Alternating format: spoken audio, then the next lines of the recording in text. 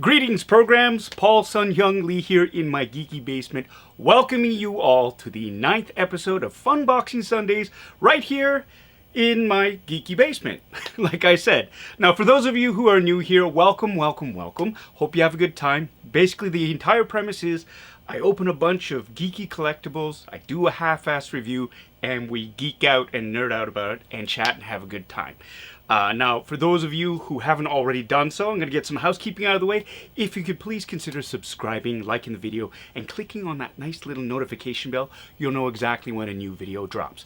For everybody who's back here today, welcome back. I've had a week at a cottage out in Prince Edward County. It was nice to get unplugged, but I really kind of missed being back here, so it's great to be back.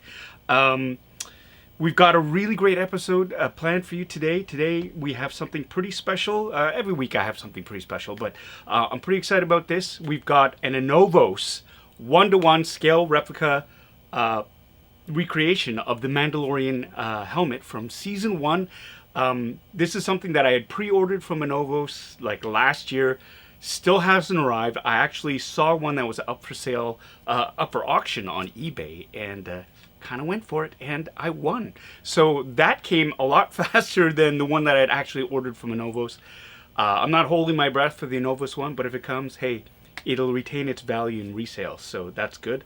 I've also got in store for you a lightsaber hilt from 89SABERS.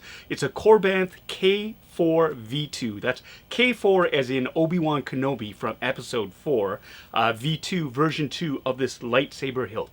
Now, it is fabricated all out of metal, and it's empty, and I'm actually going to be using it and procuring other parts to do a live build on the YouTube channel and on Twitch for later on. That's one of the projects that I have on the go, but I thought I'd give everybody a sneak peek of that hilt. And of course, I have one other thing, something that we do every week. It's starting to turn into a bit of a tradition.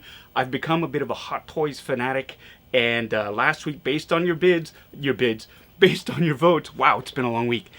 Based on your votes, it was basically down to two figures that we were going to unbox. It was either the 40th anniversary of Darth Vader or Commander Cody, who lost out the week before to the Heavy Infantry Mandalorian. Well, this week, it was a close one, but Commander Cody won out, so we will be unboxing him. I believe it's Hot Toys MMS524. We'll take a look at that too. But before we begin that, let's say hello to the Bitter Brigade, as always. Who is in the basement with me tonight? Of course, Tommy K, first one out of the gates. How are you, Tommy? It's great to be back. Thanks again for joining us. Melissa K from Sweden. Hey, hey, and happy birthday to you. Yay, let's wish Melissa a happy birthday. She's a regular in the basement here, and we love having her here, so happy birthday to you. We have Val A. Toying around. Kevin is here, or he's just messaging in from his baseball game. Hopefully you're not going to overheat tonight, because it is pretty hot out there in Toronto. I believe it was like 37 degrees Celsius with the Humidex. So it's a hot one out there. Mel Dade is in the basement, and we'll get you out of here so you can watch your show on PBS at 9 o'clock, of course. Gene is in the house, in the basement more specifically, all the way from Las Vegas. We have Joanne, John Carmen. My wife is upstairs moderating, as always. CR is in the basement. We have Colin Hollis, as always. Colin, I still owe you a hat. Gotta swing by. Gotta make plans to get you this hat. Robert Donatello, welcome from Oakland. Right on, you're back. Daniel, my man, how are you, sir? I was reading on the forums that you were a little bit bored and watching another Facebook Live auction of somebody auctioning off some vintage collection Boba Fett's, retro Boba Fett's, and they're going for ridiculous prices. I do read the forums every once in a while. We have Midge Studios from the UK. Greetings. I know it's midnight for you. Thank you so much for tuning in and watching us here. Gaming Zombie. It is Ray, not Rob. It's Ray who is in the house. He's got his first hot toy in hand, and they are bigger than they thought they were. Yeah. BVS Batman. It's beautiful. Yeah. Hot Toys, I mean, it is a slippery slope. Everybody who's seen these unboxings, the level of detail is off the hook. So that's...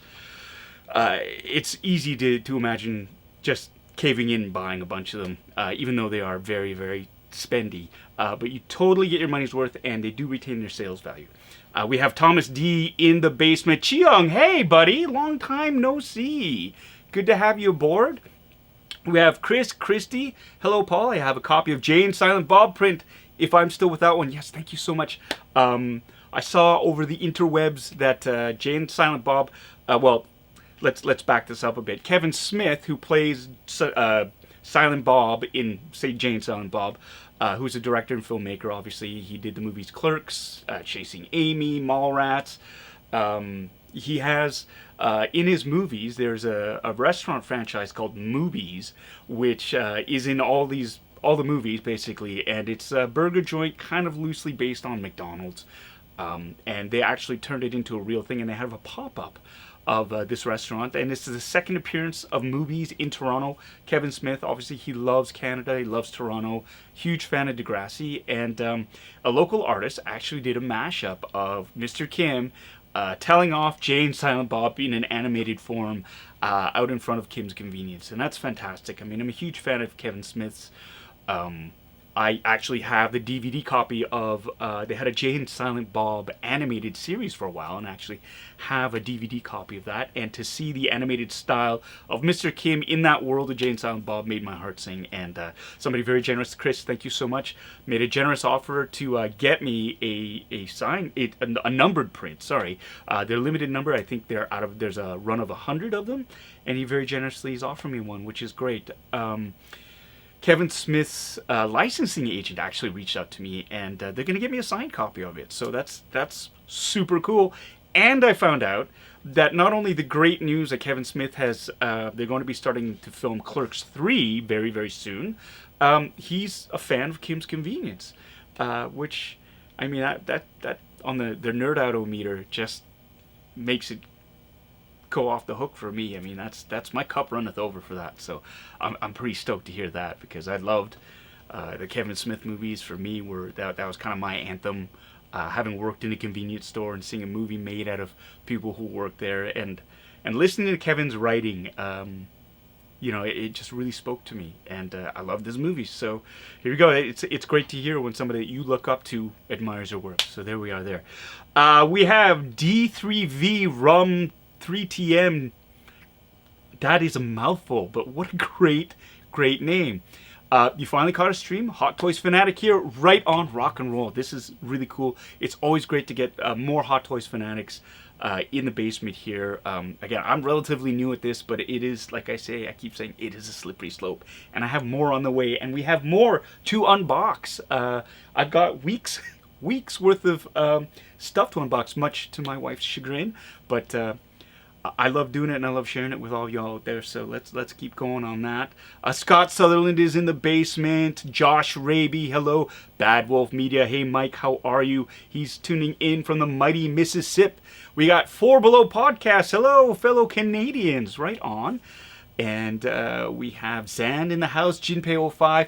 Hello, how are you, Tongzang? Good to see you. Mike Wan is in the basement, wishing Melke a happy birthday, and it is Gwendolyn, his young baby's birthday too. So happy birthday to Gwendolyn.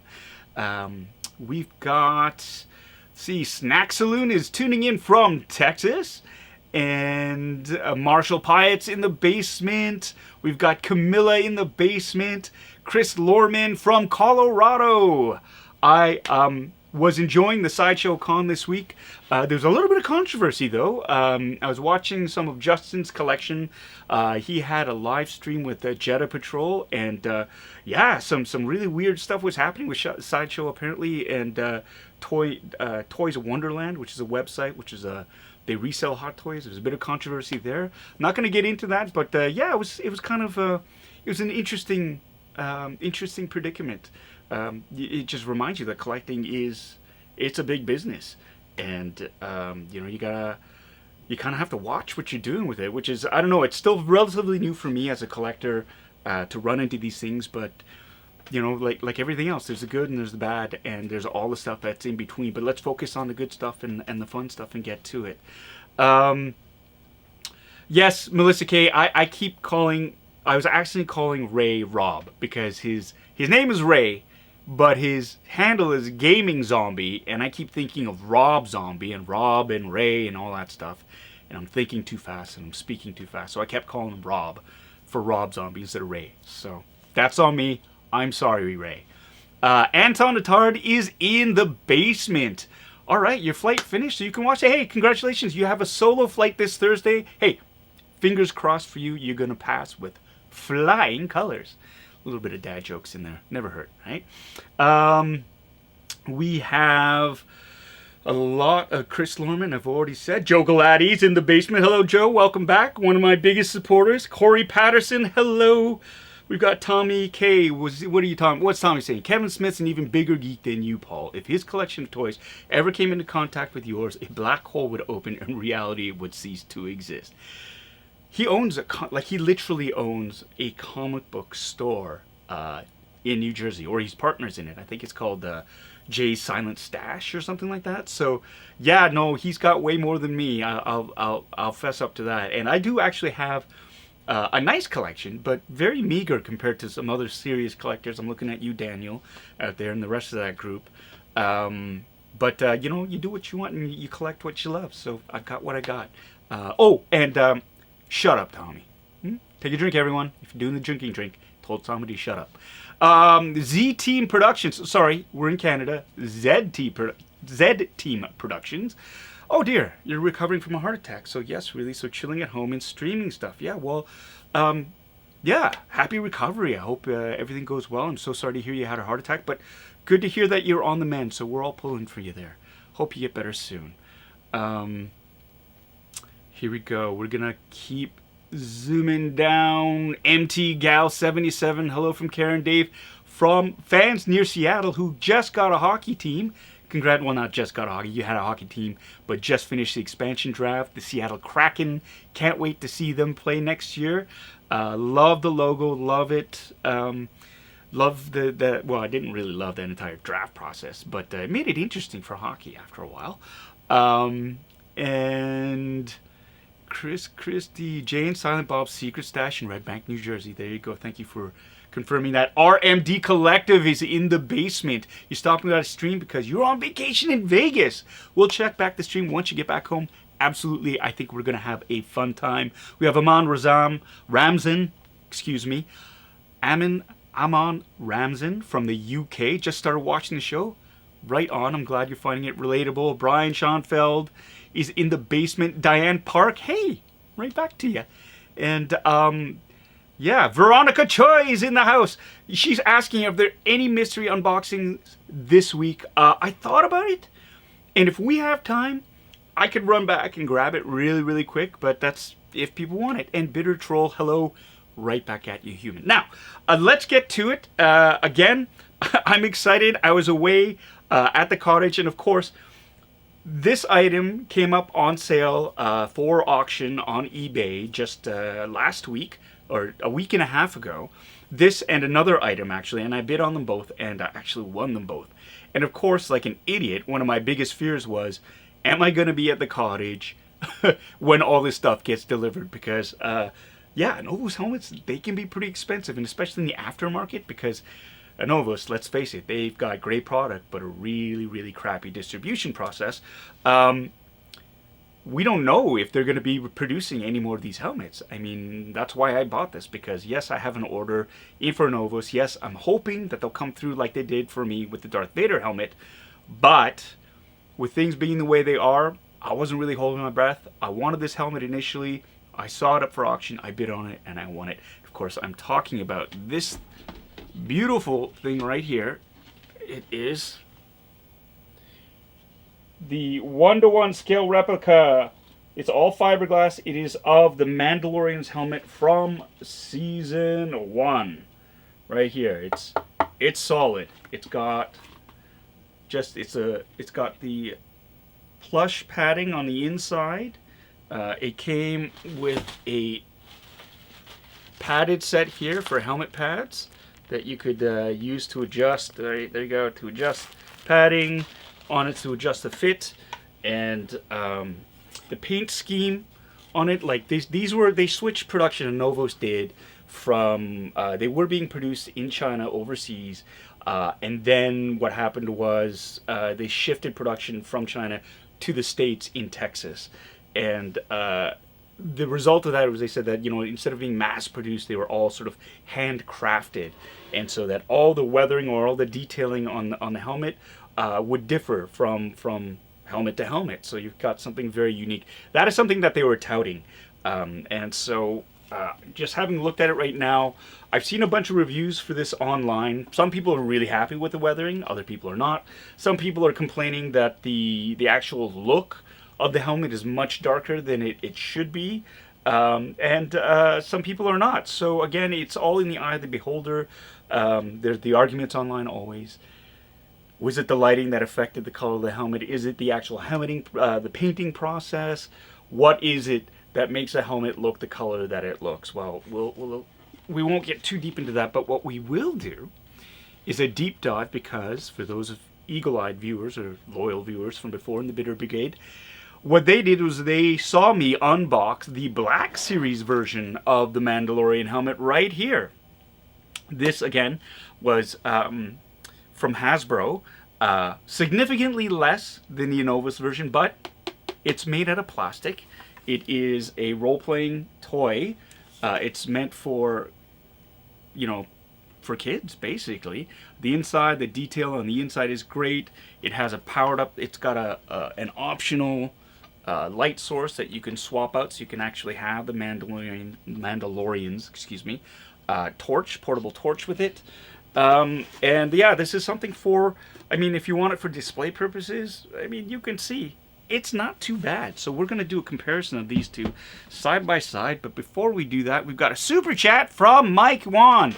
Hey, looking sharp, Paul. Where can I get that hoodie and hat? I need to get more Bitter gear. Mike, I can always depend on you to help me shuck my stuff. And if there is only some way I could get a moving or scrolling message across to everybody watching. Look at that.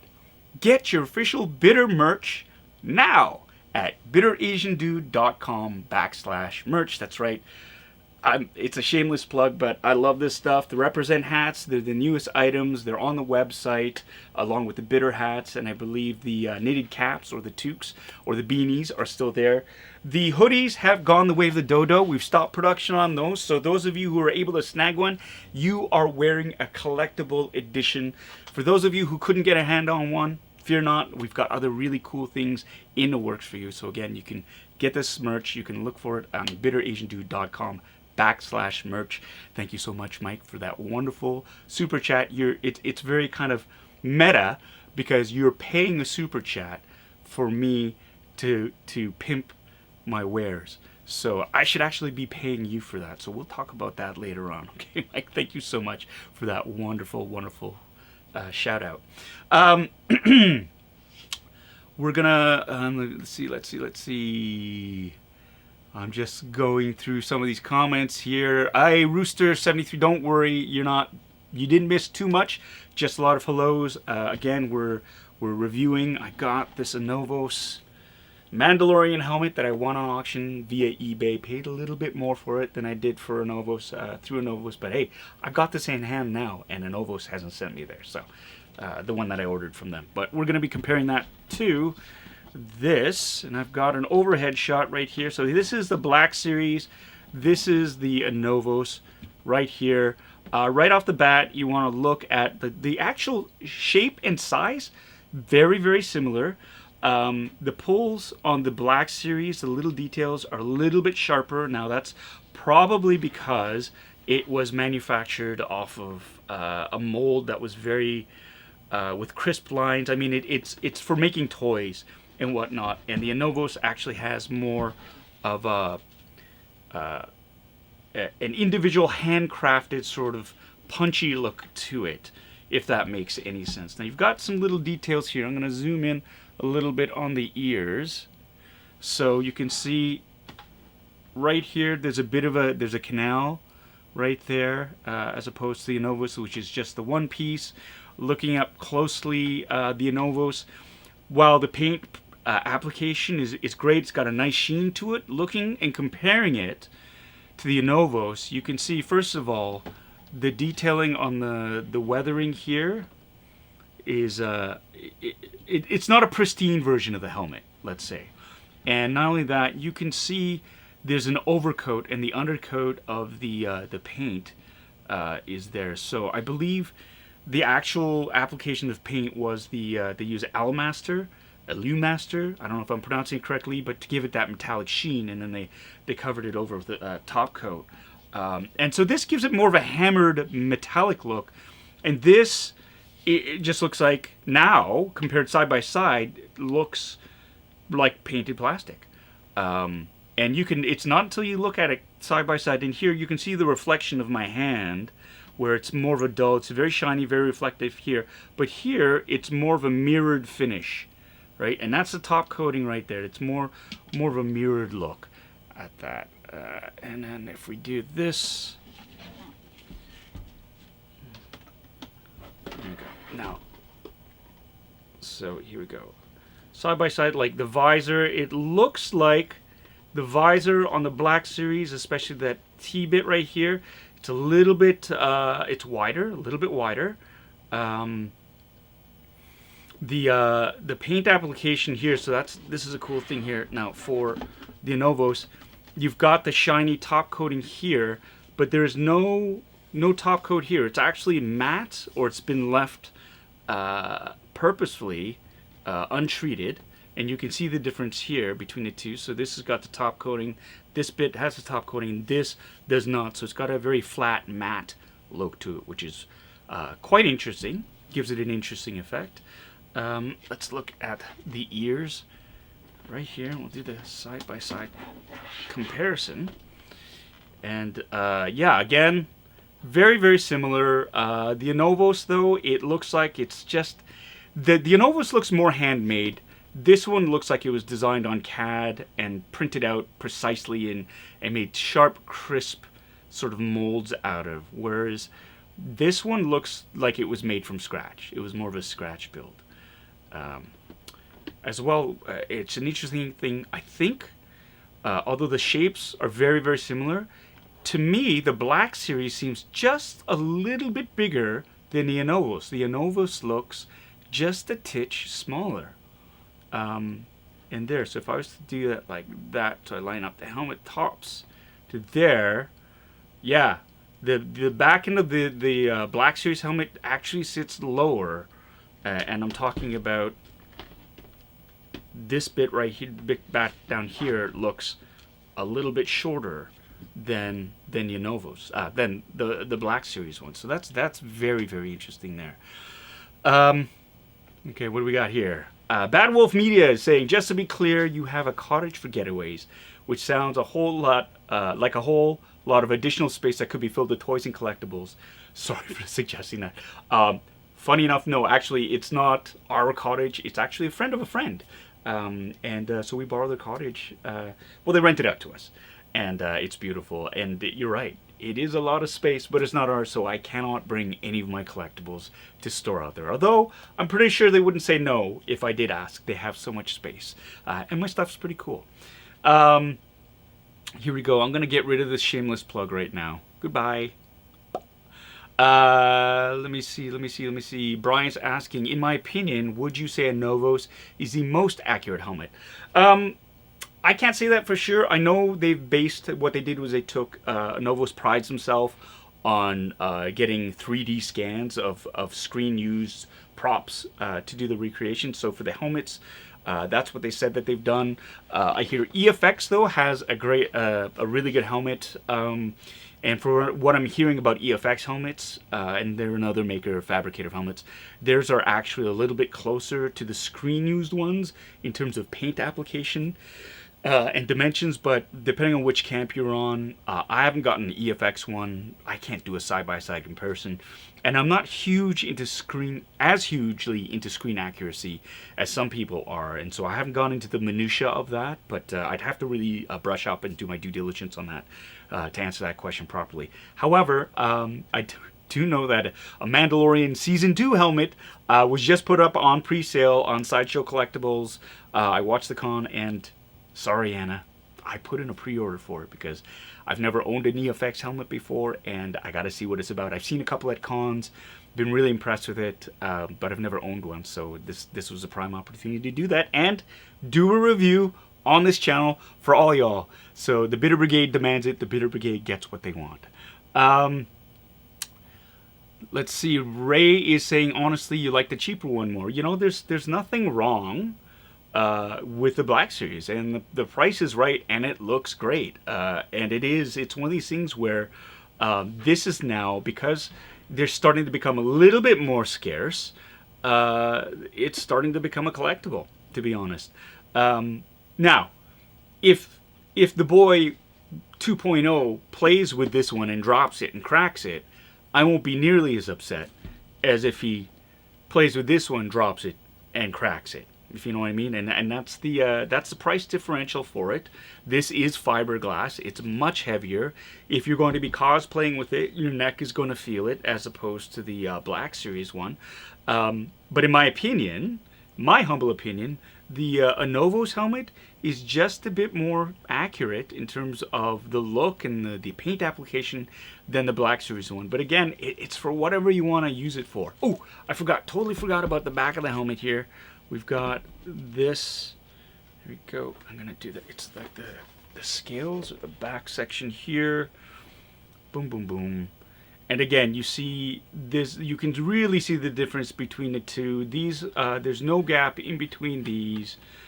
This one has a much more pronounced gap. They're raised more. There's 1, 2, 3, 4, 5, 6. There's 1, 2, 3, 4, 5, 6 there too.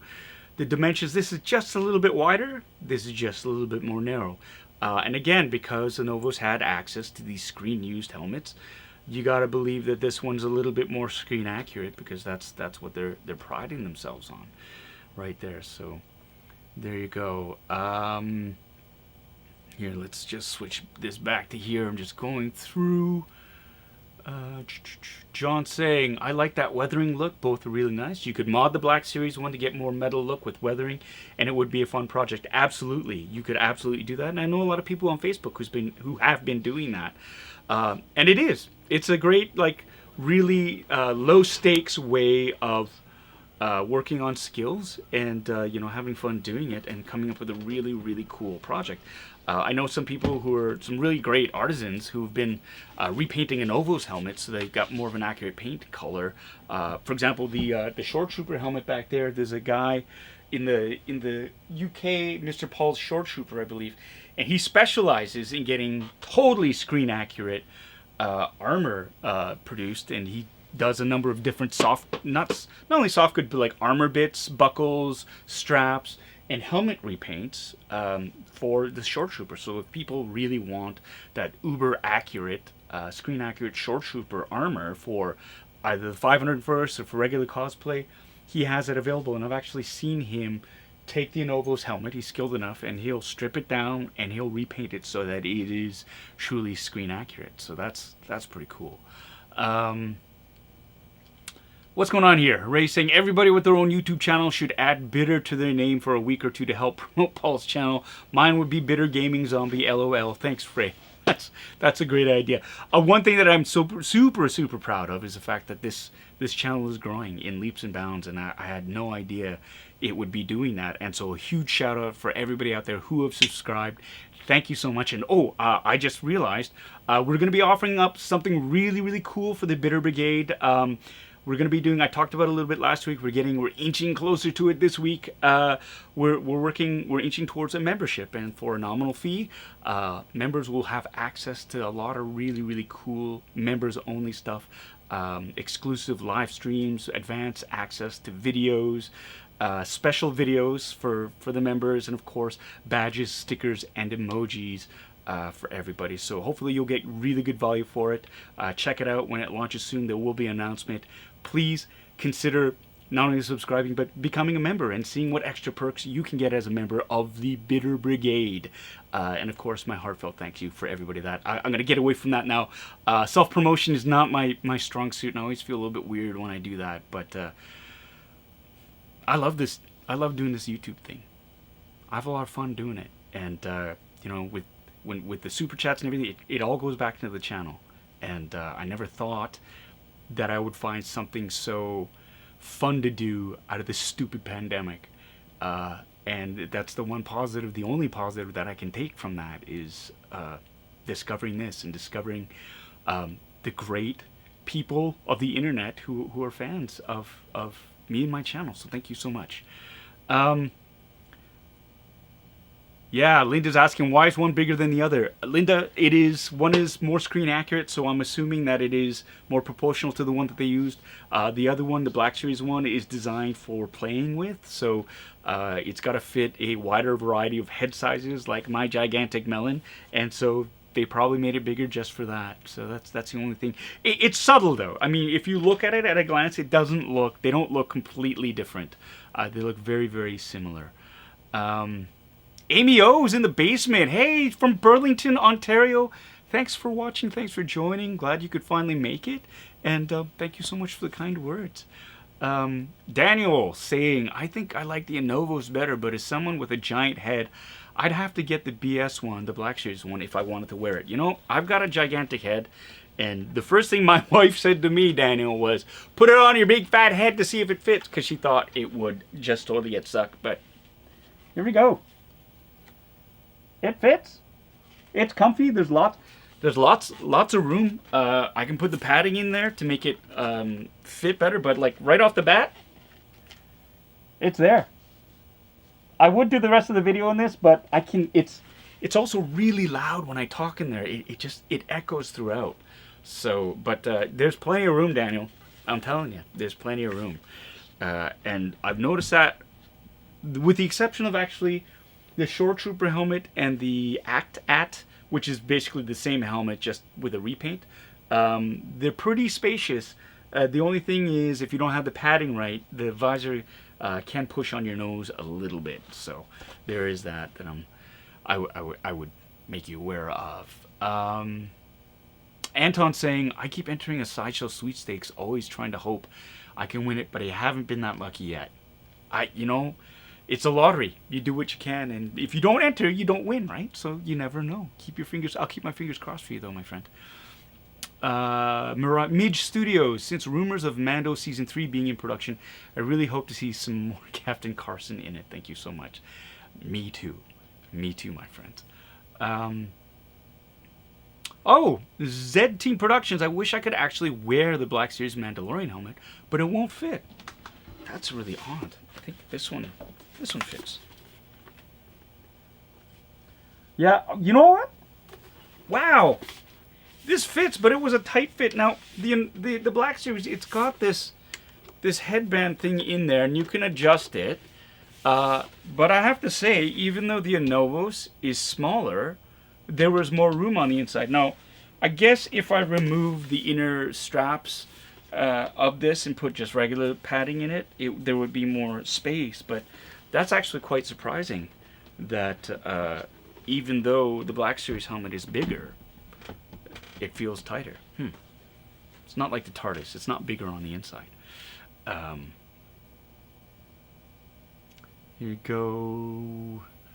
Melissa K, the birthday girl, saying, the ANOVOS weathering and details look really well done, but I keep coming back to all the problems with the uncertain wait times and such. I'm not sure it would be worth it for you. Yeah, ANOVOS, again, great product. The only way I can really recommend anybody getting it now is if they get it through a third-party seller. Somebody who has it in hand, absolutely, pull the trigger on that. You'll be happy with the product. I cannot recommend going to ANOVOS directly to get their product. Just can't do it. Too many people have been burned. Too many really, you want to trigger people on some Facebook groups, go mention ANOVOS and you see the response you'll get. And it's all the same.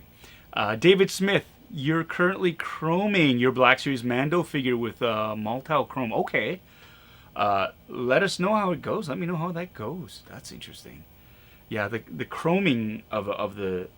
that's one of the new things with the new Hot Toys release of the Mandalorian. They've got yet another deluxe version, 1/6 scale, but the difference is they're chroming his armor, so it actually is a lot more reflective than the paint scheme that they have on right now. So I'm curious to see how that compares side to side. So in the next, I don't think it's released until next year, so in the next year or so, we'll do that comparison and see for ourselves. Tyler Berg is saying, yeah, you love making helmets with your 3D printer. Tons of work, but totally fine and worth it. Yeah, absolutely.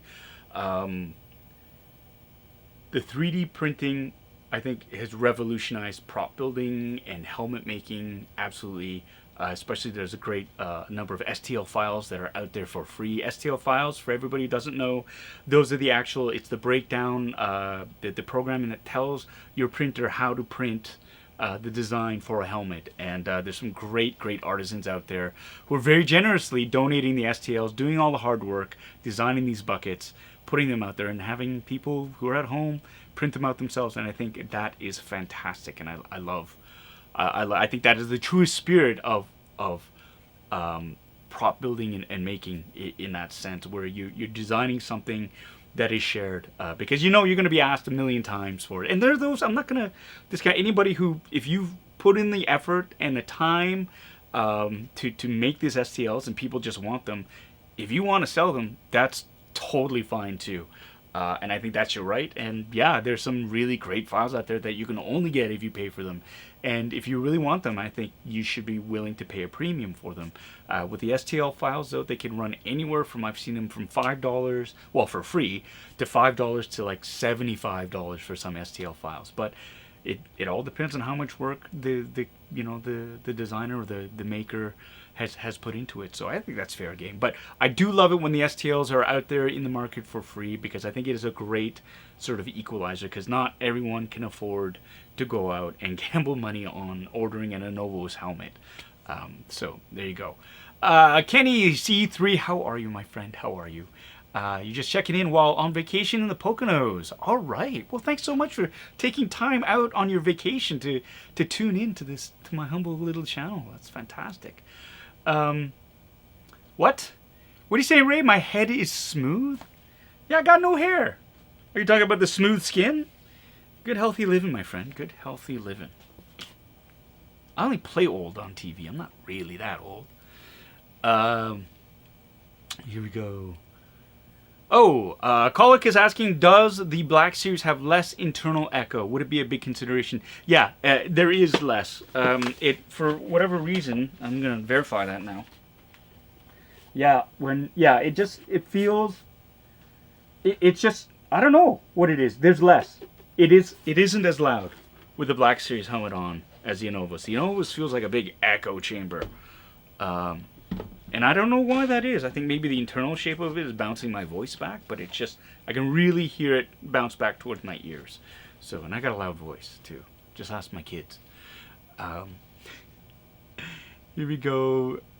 Yeah, Bitter Troll, is it bigger on the inside? It is not, the Black Series, but the ANOVOS is. The ANOVOS one's more like a TARDIS that way. Mitch Studios, my family is hoping to head to Canada next year for a family trip all around. But the one place we aren't heading to is Toronto. Oh, well, you know what? You don't have to just come to Canada once. It's a big country. We'll still be here. So next time you come up, visit Toronto. Okay, we've got this. Steve 3! What's up, Steve Davey? How are you? From my friend from Vancouver, fellow 501ster. He's out there. I'm glad you made it. Good to see you, my friend. Good to see you. You just missed right now. We have done the comparison of the ANOVOS Mandalorian Season 1 helmet to the Black Series, the Hasbro one. Again, the Black Series, this one runs about, in the US, $99 US, which is about $1 million Canadian. No, I'm just kidding. It's about, I think I saw it for $150 at Toys R Us. It was a Toys R Us exclusive. You can still get these on Amazon.ca.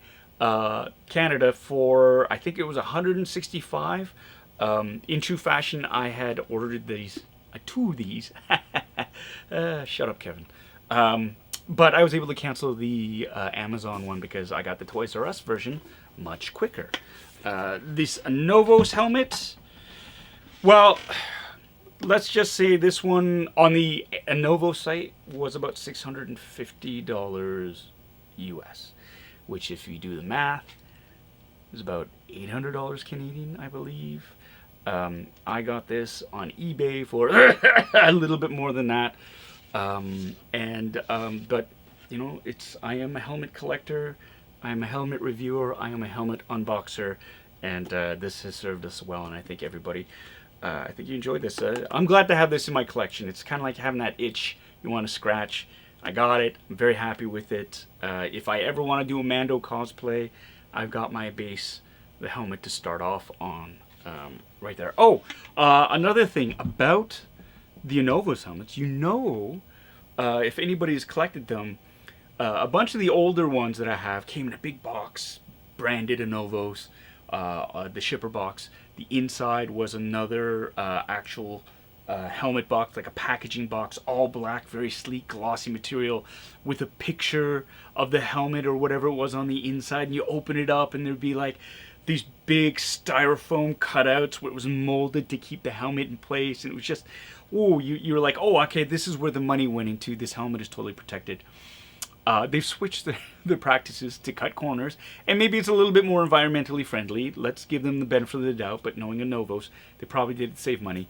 It came in a tiny shipper box, that's it, with foam padding. It was wrapped in a plastic bag, basically, and I had a bunch of styrofoam peanuts, and it did have an insert of a nice picture of it, though. So that's ANOVOS. They've changed their packaging just to you know, save some money.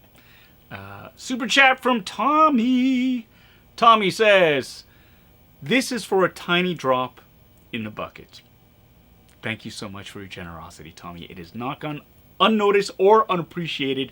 Every little bit helps. And yeah, you know what? That $5 is gonna go right back into this channel. So thank you for your generous donation. And I won't even tell you to shut up for that. Shut up, Tommy. I couldn't help it. I couldn't help it. I'm sorry. I'm sorry. All right, so that's the ANOVOS out of the way versus the Black Series helmet.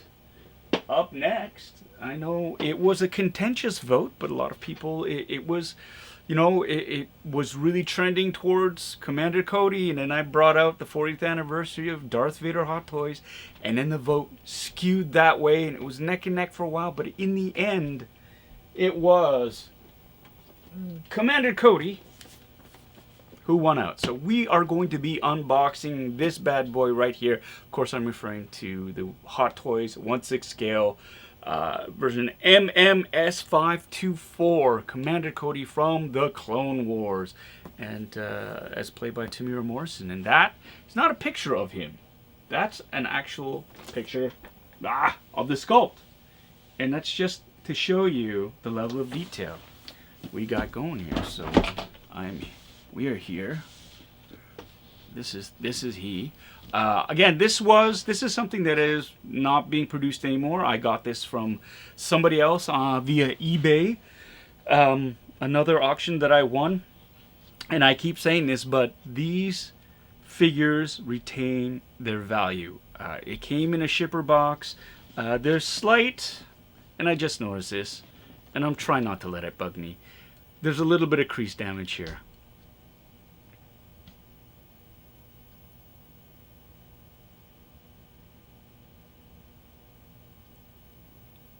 Doesn't bug me that much. Not that much. Just a little bit. All right, it bugs me. Bugs me. But it's okay because I'm a dirty, filthy opener. So we're going to do that. I'm gonna open it. Yeah, so that's the thing with I get it. People who are like mint in box, they don't want to see these blemishes in it. I did not notice this until just today. Yeah, but that's how obsessive it can get for mint in box collectors. That little wrinkle right there will knock down the value of this for somebody who wants to collect it, keep it in the box. It'll knock it down. And depending on how well you can haggle, it can knock it down by as much as, you know, anywhere from 10 to 50 bucks. Because there's a little tiny, barely noticeable wrinkle in the box. So, there you go. That's the wrong one. Okay. All right. So Linda's asking, do I collect figures or boxes? I collect both. I collect figures, but I keep the boxes because why not double the amount of space you need to collect things, right? Why not? Much to my wife's chagrin, and I know she's like, that's great, that's great. All right, here we go. I'm gonna open it up. Ooh, look at that. Action shot. Action shot. Now, if there are any toy figure photographers out there, and I know we have a few in the Bitter Brigade, this is what they do. They will take these figures, 1/6 scale, they will pose them, and they will make incredible action shots to make it look like these are real performers doing that. And here's a stunning example. I mean, and you look at the paint application just from this picture on Commander Cody. It is, yeah, 1/6 shooter, there you are. Shout out to you. Fantastic work. If you get a chance, check out his Instagram account. It's just some really stunning work. The creativity, the craft, it's super cool, and I'm digging it. So big special shout out to 1/6 shooter out there. Do yourselves a solid and check out his Instagram. Okay, so what I've noticed here, this insert, remember that little wrinkle in the box? Farging heck, come on, really? Really? Can everybody see that, or is that just me?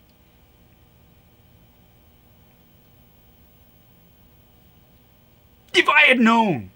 And you know what? I'm pretty sure I didn't do that. I'm really good with my toys, my collectibles. But if you're selling something on eBay, full disclosure, just say there's a little wrinkle in the box. There's a little bit. I mean, just say it so that, you know, I'm still going to buy it, but I'm not going to get shocked because there's a stupid wrinkle in it now. And it's just, that's me. I'm not going to let it bother me.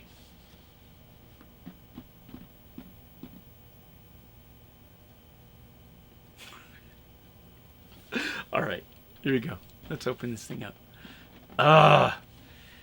No, I don't think it was the delivery guy who dinged it, Tommy.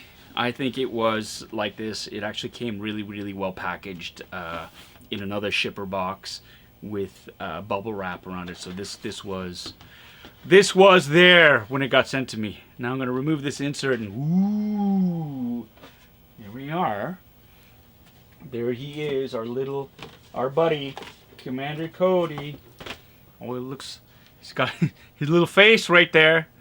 Yeah, standard clamshell. It's got the accessories tray right here. Oh no, look at that. He's ruined the resale value. Yeah, it'll go down another $10. But I'll tell you, if I ever did resell it, I would absolutely say there's a bit of a wrinkle in the box. There's a bit of, and I'll be happy to sort of say, I'll knock $10 off of it for you. You know, that way it's like everybody's happy. Full disclosure. That's all it is. Transparency. Just transparency. That's all it is. Yeah, so you've got the tray here. It's got some really cool things in the tray. One of the things I spotted right away is it's in that. I'm gonna just open up this tray here. He's got he's got the holographic people that he talks to, right? So you have, let's do this. Come on, focus. There we go. So you've got the Emperor. You've got another trooper there, right? And you've got Yoda, and I believe which Jedi is that? Looks like Obi-Wan. So you've got Commander Cody there. He's got the little disc. You can put the Emperor on there, and you can have Commander Cody standing there going, listening to Palpatine say, "Execute Order 66." And you can do that. Of course, you have the other hands for the different poses. These are little ball joints to help connect the hands for posability. So I'm going to put this to the side here. Tommy is saying, all right, the severed head in the box is kind of creepy. It absolutely is. Let's not beat about the bush. Yeah, man. Severed heads. How could it not be unsettling?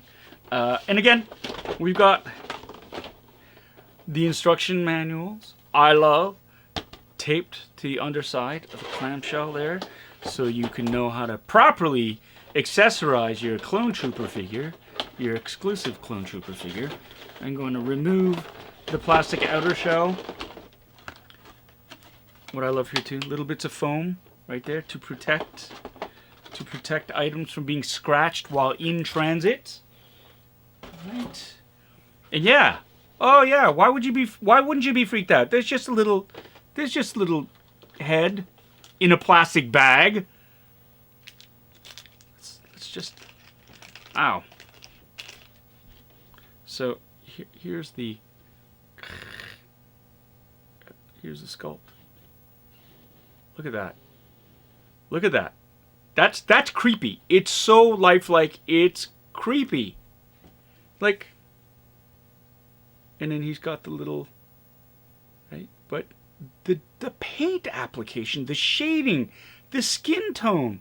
I mean, I'm holding on to it right there, and it's like I expect it to feel fleshy, and it's, you know, it's that plastic. But look into my eyes.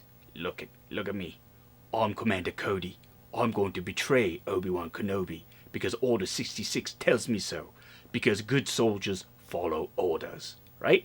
Yeah, let's put your little freaky head back in the plastic bag because that's really creeping me out. Yeah, you expect him to start talking. That is the whole. That's the whole thing with it. Look at that. He's just in this like little serial killer's box there, pouch. But the sculpt is unbelievable, and yeah, pose the figure holding his head under his arm like a helmet. Yeah, I should.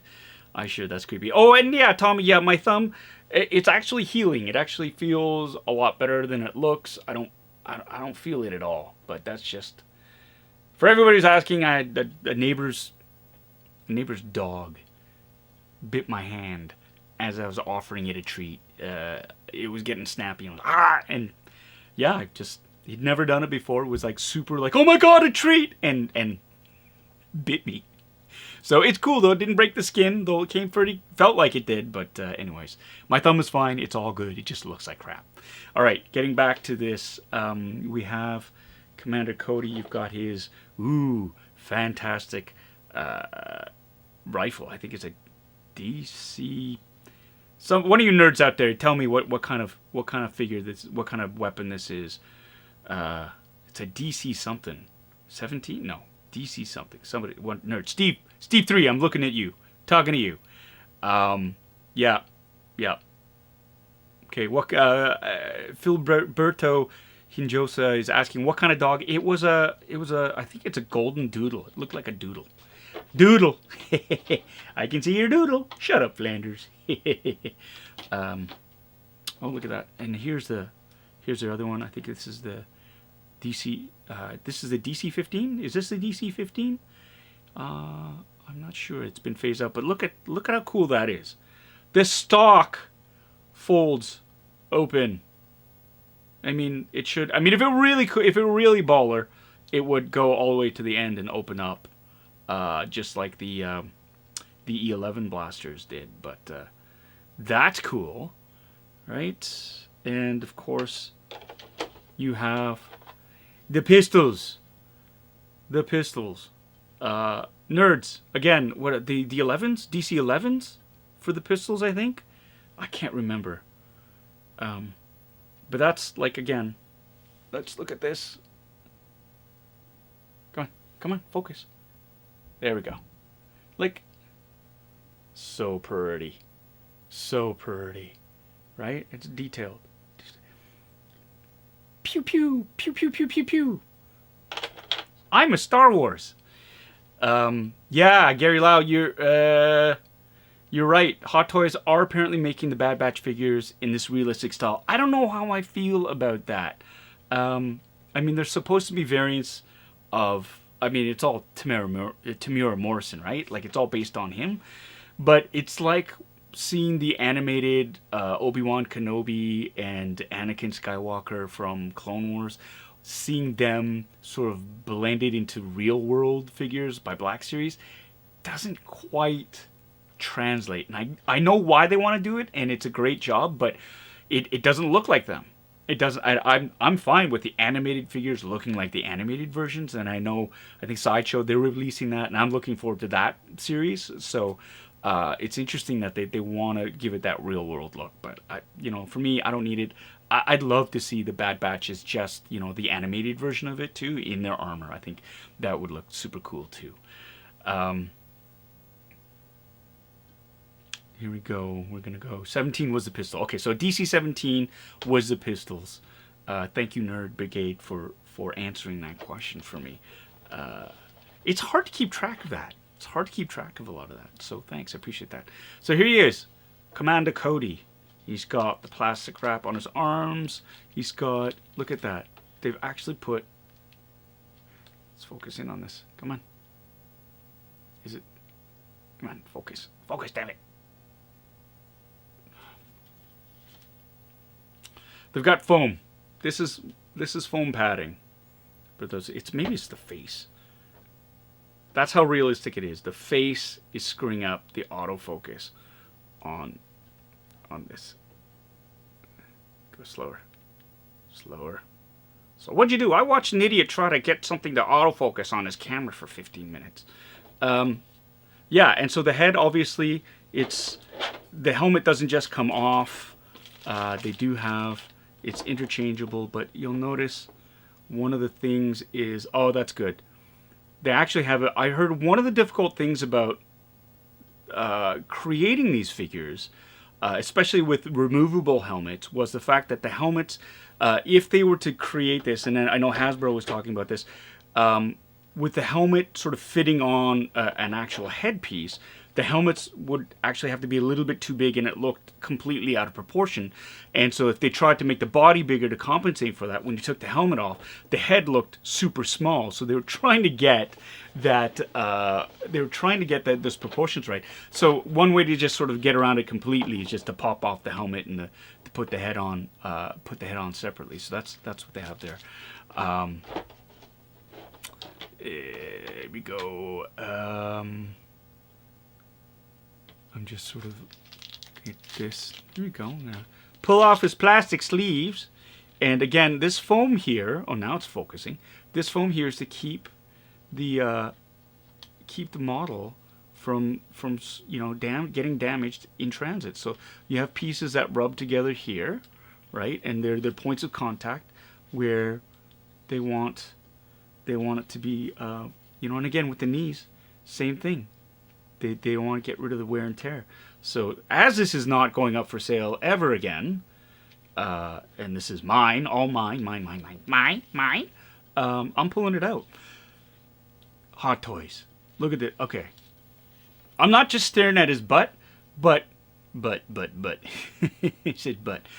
This is fabric. There is a fabric undersuit that is there. He is wearing an undersuit. So this armor looks removable. Look, he's even got a little neck seal. That's how accurate these costumes, I'm even calling it a costume, these figures are. They're so accurate that they even have the soft good parts underneath.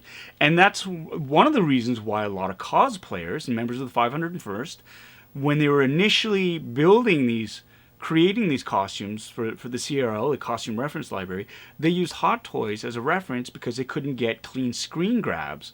But they could check out the level of detail on the belts, the bandoliers, the thermal detonators, the armor, the paint schemes, everything, including the helmet, from the Hot Toys to create that. And so that's spectacular. I love this. This is, again, yeah, if I look at the instructions, I'll see what this is, but it looks like a jetpack of some sort, or a repelling rig. And he's got different antennas for his helmet and his viewfinder. And underneath here, we have the standard base, right? The Commander Cody base, and the always fun crotch hooks, the mounting crotch hooks, which always kind of make me giggle a little bit there. And ooh, batteries. That means something lights up. Of course, it would be the hand. The batteries would go in there, and then this little, take it away. This hollow emitter a light would shine up through the translucent figures, thus completing the effect of Commander Cody receiving holographic transmissions. How cool is that? All right, so again, this is the Hot Toys. I keep getting blown away by the level of detail. And they're huge. This is like a 12-inch. This is a 12-inch posable figure. Now, with all the armor bits on it, I'm glad it's not a real person inside, because A, that would be creepy if someone was actually this small. B, the armor bites and little pinches alone would look really... I think I've already done it a couple of times to him. I'm really sorry for him. Yeah, it's... And I would imagine, I don't know if 1/6 shooter, if you've posed any of the clones for any of your work, but it looks like there's certain limitations in terms of range of motion in there. But still, this is pretty. It's pretty spectacular. This is look up, look down, look to the side, look to the other side, and I pop it off. But I'm not going to do it. He's got this. Got this. Huh? Look to him, which is great. Which is great. So here it is. Commander Cody 1/6 scale. Item number MMS524. Again, this is from a third-party seller I got via eBay. These are not available anymore from the Hot Toys main website, I don't think.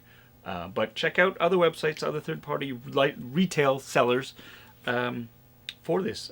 You won't go wrong. And this is going to be great. This is fantastic.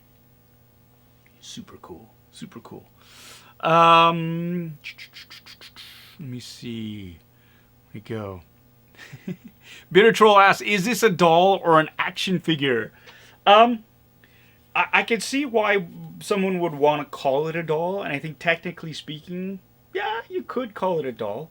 I don't think there's anything really wrong with that. It's posable. You can dress it like regular dolls. It's got the same qualities.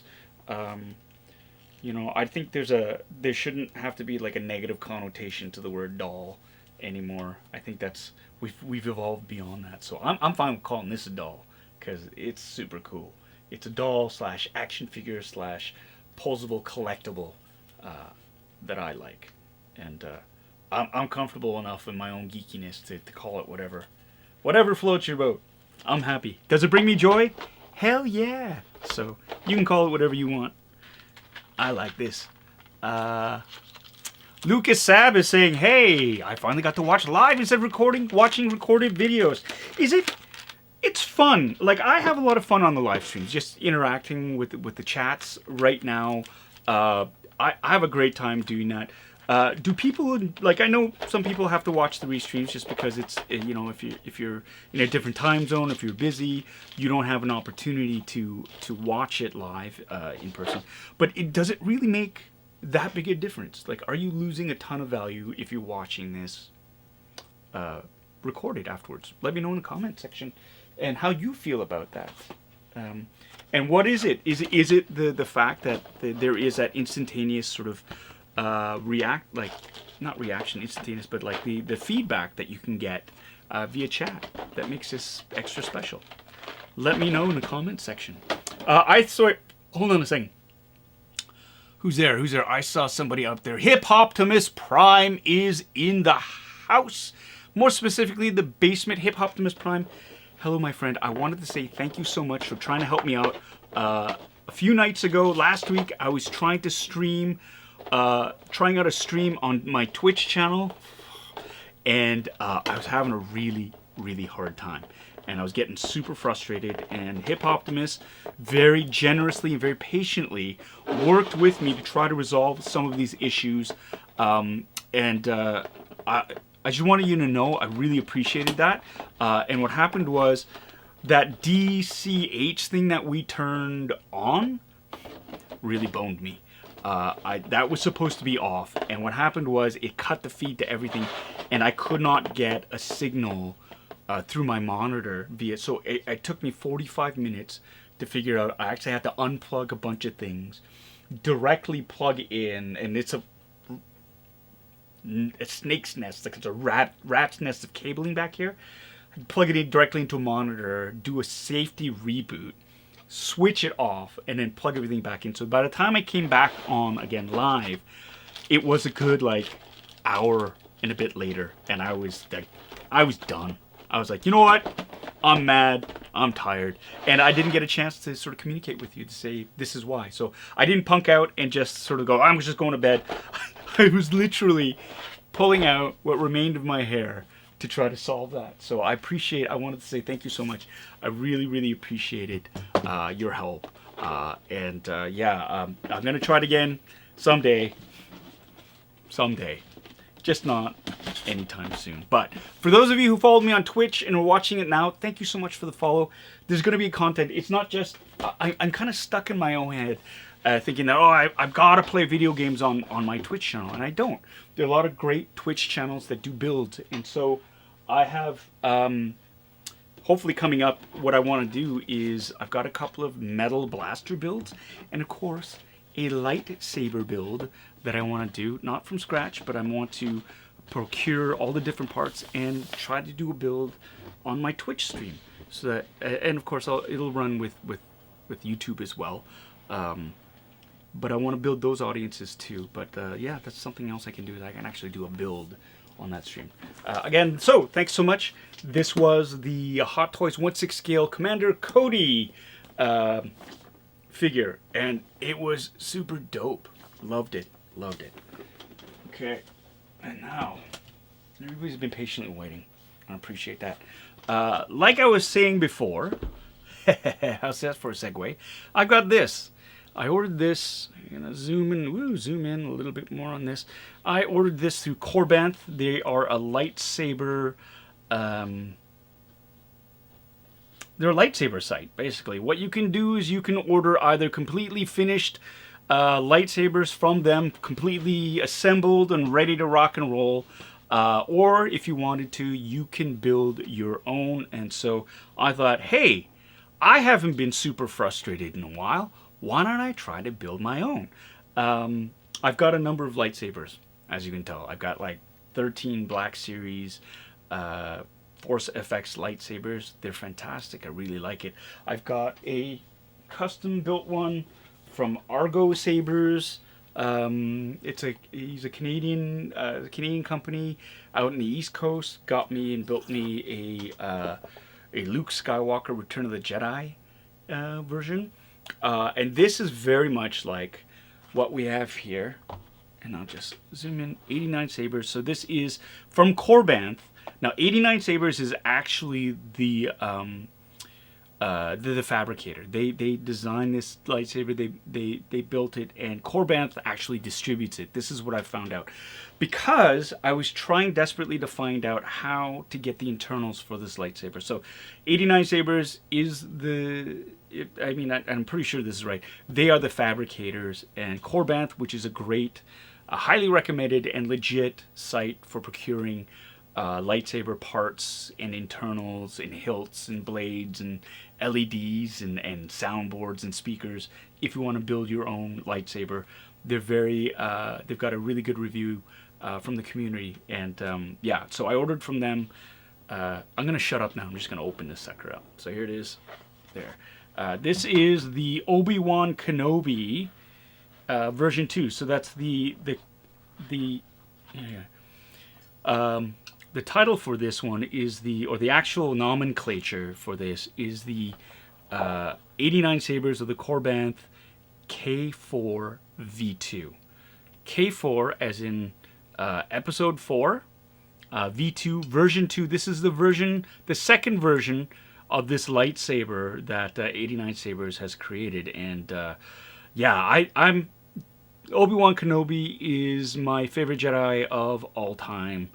I just loved Ewan McGregor's portrayal of him. Alec Guinness, of course, was it. So this is the lightsaber that Obi-Wan had in Star Wars. And I just love the design of it, the grenade handle, the pommel. It's got a Graflex, based on a Graflex flash handle. It's got the emitter and all the different parts for it. This is an empty hilt. You can see there's a couple of slots there. There are buttons that came included in the... Where is it? There you go. In the set, tiny Allen key. These are the buttons that would get installed into here. But if you open it up, whoop, There are no internals. Empty. Empty, empty, empty, empty. And so that's the cool thing. There's some really, really cool YouTube channels out there that are building, where you can build your own lightsaber from, not from scratch, but from parts. So if you want that challenge, you can do that. Here we go. I'm just gonna, so what I'm looking for is, if we do the comparison here, it's the same idea. This hilt has internals in it, and you can actually slide this away. And so there's the buttons here to activate and deactivate the the blade and stuff. Now the batteries have gone dead on this. I didn't check beforehand. The battery is dead. And again, this is Luke Skywalker's Return of the Jedi 1. This again, the pommel opens up here, right like that. See, it's got, there's certain bits that are very standard on a lot of sabers. Now this is the chassis. You can see there's a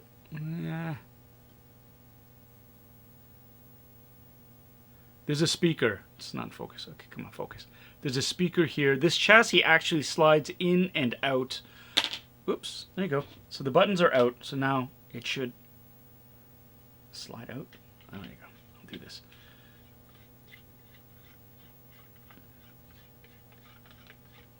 It's been a while since I've taken this out. So here we go.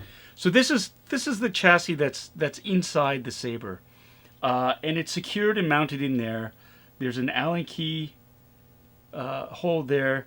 And if I wanted to, I can unscrew it and pull out the entire chassis. Now the chassis houses all the internals, the important parts of the lightsaber that make it, that make the sound go. And so this is the control board, and I'm assuming there's another soundboard in there as well. Either it's part of this, if this is an all-in-one, but I think this is the control board. And so it controls the light going on, the different effects, light effects.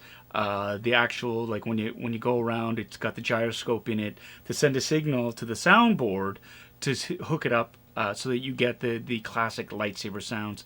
This is a rechargeable battery for it. Obviously, it's dead. I've got to pull it out. Here's the speaker again.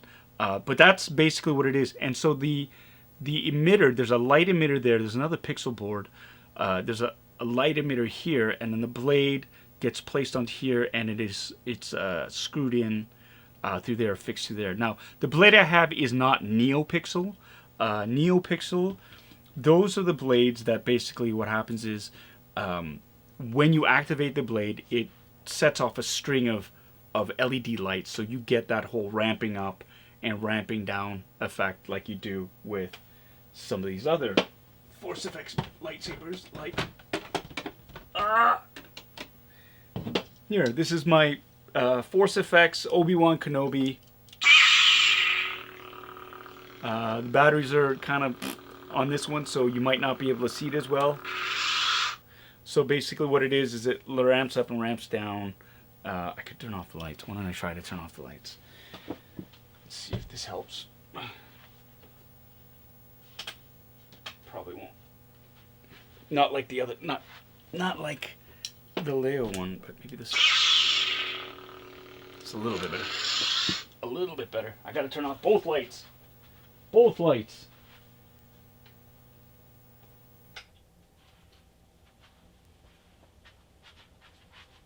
I'm gonna turn off this overhead. All right. This, I don't know how lame this is gonna be, but let's do this. There. So now you can see, you can see a little bit of, there's some dead spots here in this blade. Hopefully it's not the LEDs. Hopefully it's just the battery on this. But, so you hear that sound effect. That's from the sound, that's from the actual control board connected to a gyroscope. So you get that, and when you hit it, you get that effect. You turn it off. So there's that. I'm going to turn the lights back on now. And that's what the internals do. And you can actually, there's some really great boards out there. I don't know if anybody can hear me. Probably not, because so there are really great boards out there that you can use, different types of boards, different brands that you can make, that you can purchase to install in your lightsaber, and that's what I'm hoping to do for this Obi-Wan Kenobi one. Now, let's do a side-by-side comparison. So you can see right here the difference, and these are ostensibly supposed to be the same. These are the same lightsaber.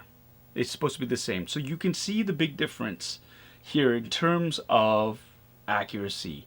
Force FX, you know, they do a great job for what it is. The internals are solid. It sounds great. It feels great. But in terms of actual accuracy, it's a little wanting. It's a little lacking, right? But what I like is it is solid, and to the untrained eye, it's still a lightsaber, right? But if you can get this level of accuracy, right, with this level of sound and, you know, the same sort of, the gyroscope and the same clashing effects, and you can actually change the color of the NeoPixel blades, then I think it's a no-brainer if you can do that. But it's challenging, and it's expensive too, right? Like if I wanted to order one of these fully kitted up from KORBANTH, that's like $725 US, right? I'm trying to do it myself because, not because I'm cheap, well, a little bit cheap, but because I wanted the challenge of putting together my own lightsaber. And you need a chassis, you need a battery, you need a speaker, you need the soundboard, you need the actual control board, you need the NeoPixel, the light emitter, all those things, you need the blade. So there's a lot to go, and by the end I might spend about $725 in total, but I will have done this myself, and that's kind of the challenge. That's what I'm looking forward to. So that's what I'm going for. That's what I'm going for on this one. So I'm just gonna put this one away here. Oh, and by the way, this one my lovely wife got for me, I'm gonna say 15 years ago. I begged for it. She was like, why? She sighed, and she got me probably my first really cool Star Wars collectible. So I'm very, thank you, baby. I love you. Want to point that out there. Yeah, so this is the KORBANTH.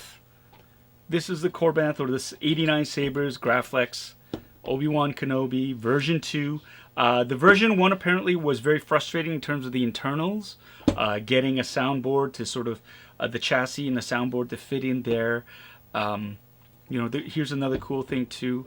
This Graflex clip comes off too. Like I can remove that, and so you can have, there's a little bit more range of motion in that. I'm sure that'll come in handy, and I can realign there, and so there's that.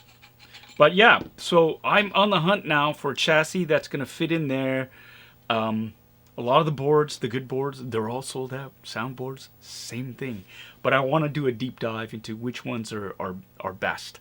And because if I'm going to make my own, I might as well go Cadillac with it, right? And I want the NeoPixel blade and everything else like that to make it lots of fun. Another really cool thing is it comes with this. It is a, because there's no blade in it right now, it's got a blade plug, I believe they're called. So that fits right in there. So when I'm walking around without a blade in it, if it's just a hilt or if it's on display, there's not that just gap. But you can see here, right there, that's where the blade would go in. And again, there's a little Allen key hole there, and you would attach it, screw it in, and keep the blade affixed to that point, which is pretty cool, I think. Yeah, no, I was just gonna get that back in there, but I'm going to. But this is like deep dive nerd stuff, which is really, really cool. I love that. Love that. John is saying here, Force FX. The Black Series ones are not too good for this model. A New Hope one is pretty good, and that's the one I have. Yeah, I've got that one too. I actually have the Rays version of that, which is just basically a repurposed Luke Skywalker, A New Hope. I mean, it's got to be the exact same saber, right? But I have it, and it looks great. I'm curious to see though if it's a little bit bigger than the actual Graflex Graflex one that's out there, the Graflex hammer one. Graflex handle. It's a handle, not a hammer. It's a handle. Yeah, Val A, is that the gift that started it all? That's what I'm going to say. So guess what? Guess what, baby? It's all because of you. Yeah, my wife, she's the one. I'm totally gonna hang it on her on that one there. Hey, Ryan Clark is in the basement. I always like Palpatine's lightsaber hilt myself. Yeah, you know, it's pretty cool. It's a very pretty hilt. I actually have the Force Effects one in there that I should do an unboxing of. How about next week? If everybody wants, I can do an unboxing. We did Rey's a couple of weeks ago, and we can definitely do Palpatine's. We could do Darth Sidious's. When I have no problem with that. Here we go. I'm gonna just pop that back in here, and then.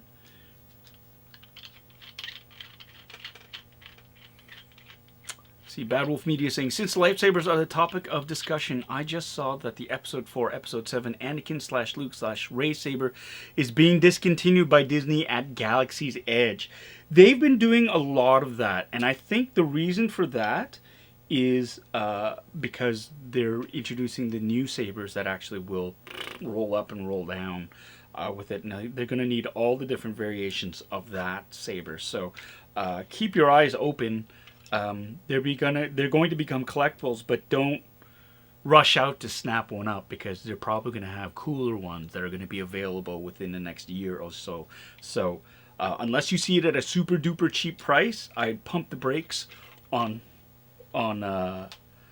snapping one up, unless you really want one for the hilt, which is cool, because like the newer ones, what I like about the new Force Effects lightsabers is that you can actually take the blade out. The older ones you could not. So that's a big bonus if you can get that done. I would highly recommend that. All right, I'm just gonna put this back together. Zoop zoop zoop. And there you go, the roll-up saber. It's like roll up the rim to win. Except you get a lightsaber instead of a cup of coffee. A tepid cup of coffee at that. Yep. Oh, Bitter Troll, you don't know? Yeah. Totally with retractable blades. And we talked about this before. It's basically the idea of, it's like the tape measures, right? Basically what it is, you know how it's all coiled up on the inside, and when you open it up, right? If you look at the blade, at the tape measure, they're already kind of, this is lame, they're already kind of in a U shape, a lot of these. Right, and so what they've done is they've extended it so it's a C. It's more of a pronounced curve, and there's two of them. So that when they expand, right, it forms like a solid tube. And then you can also retract it, and it'll come in. It's a very simple it's really simple. But the cool thing is, it looks like it'll be lit up from within because there'll be a string of LEDs on it. And so when you activate it, it'll start and it'll retract. Now, the only thing that I can see is, you know, when you hit something with it, you kind of wreck. It's not the most solid thing. So if you want to duel with it, I think you might be SOL. But I think for a lot of us, I don't duel with my lightsabers. Like, the worst I do is I hit my kids with it sometimes. You know, not for punishment, but you know, you whack them in the armor with that. Yeah, I'd be totally cool with having one that just, you know, had a retractable blade on it. That would work for me. So, you go. Yeah. Bad Wolf Media. That's right, Mike. Not likely clashable. Yeah.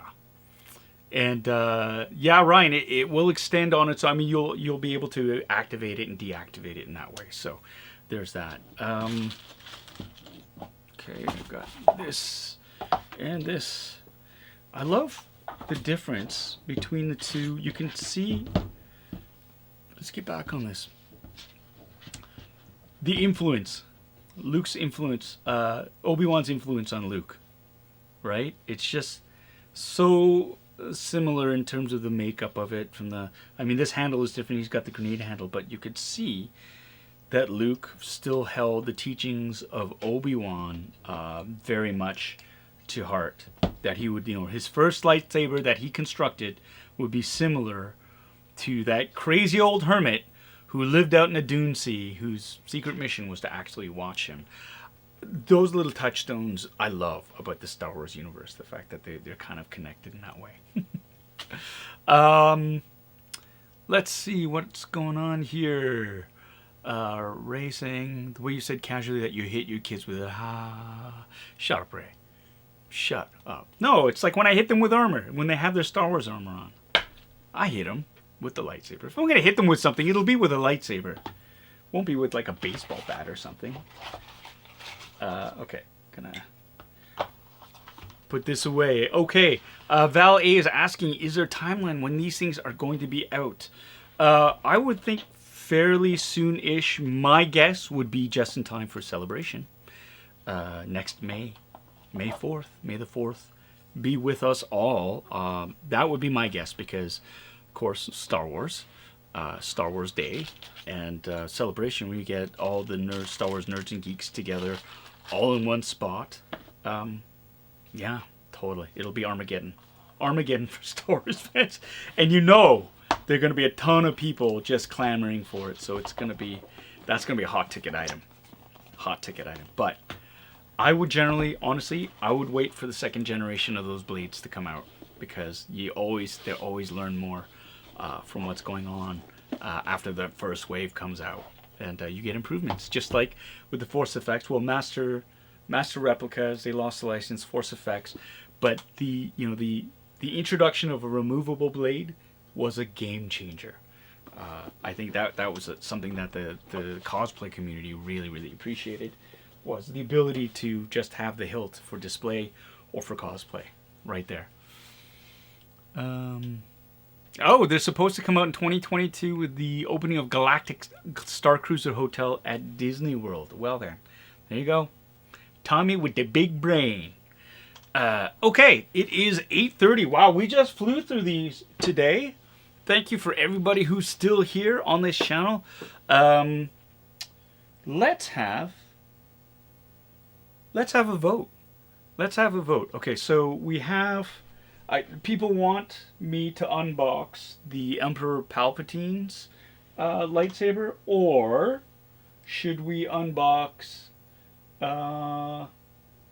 Mace Windu's? Mace Windu versus Emperor Palpatine. Vote in the comment section below. Vote in the comment section below. And also, Hot Toys, Hot Toys, Hot Toys. We have, returning from last week, the Darth Vader 40th anniversary of Hot Toys. Or shall we go for the... Ooh, how about Luke Skywalker, Return of the Jedi? Luke versus Vader. You've got Vader's lightsaber versus the Emperor's lightsaber. Sorry, not Vader's. Mace Windu's lightsaber versus the Emperor's lightsaber. Let me know what you guys think it should be. 16 Shooter is saying, open the Palpatine, throw the mace out the window. Very much like the movies. Here we go. The votes are coming in. Oh, Mace. A lot of people like Mace Windu. Okay. That's cool. Here comes Palpatine. Here he comes. Mel voted for Vader Hot Toys again. Anton's got Mace and Vader. Gal's back in the basement with Palpatine. Mitch Studios is saying, for Hot Toys, we got to go with Vader. And he's menacing, too menacing to leave in the box. Right? A little, Bad Media Mike saying, a little light, a little dark, either Vader and Mace or Palps and Luke. Oh, that's very sage. Very sage, right? Hey, Jude! Jude is here. Hey, we are doing well. Thank you so much for joining the live stream. I hope you're doing well, my friend. And I'm looking forward to coming back to Calgary and visiting with y'all. Yeah. Rooster, Paul's totally hitting the hooch in that mason jar. I wish. I discovered my favorite sugar-free drink. I was really into Mio for a while. It's just the flavor additive. Water's great. love water, but I like a little bit. I have a sweet tooth. That's how I got in trouble. And I need a little bit of sweetness with my drink. And I discovered it's Jelly Belly Cherry, of all things. Sugar-free. Who'd have thunk it? And I love it. I love it. It's great. It's like I don't miss soda at all.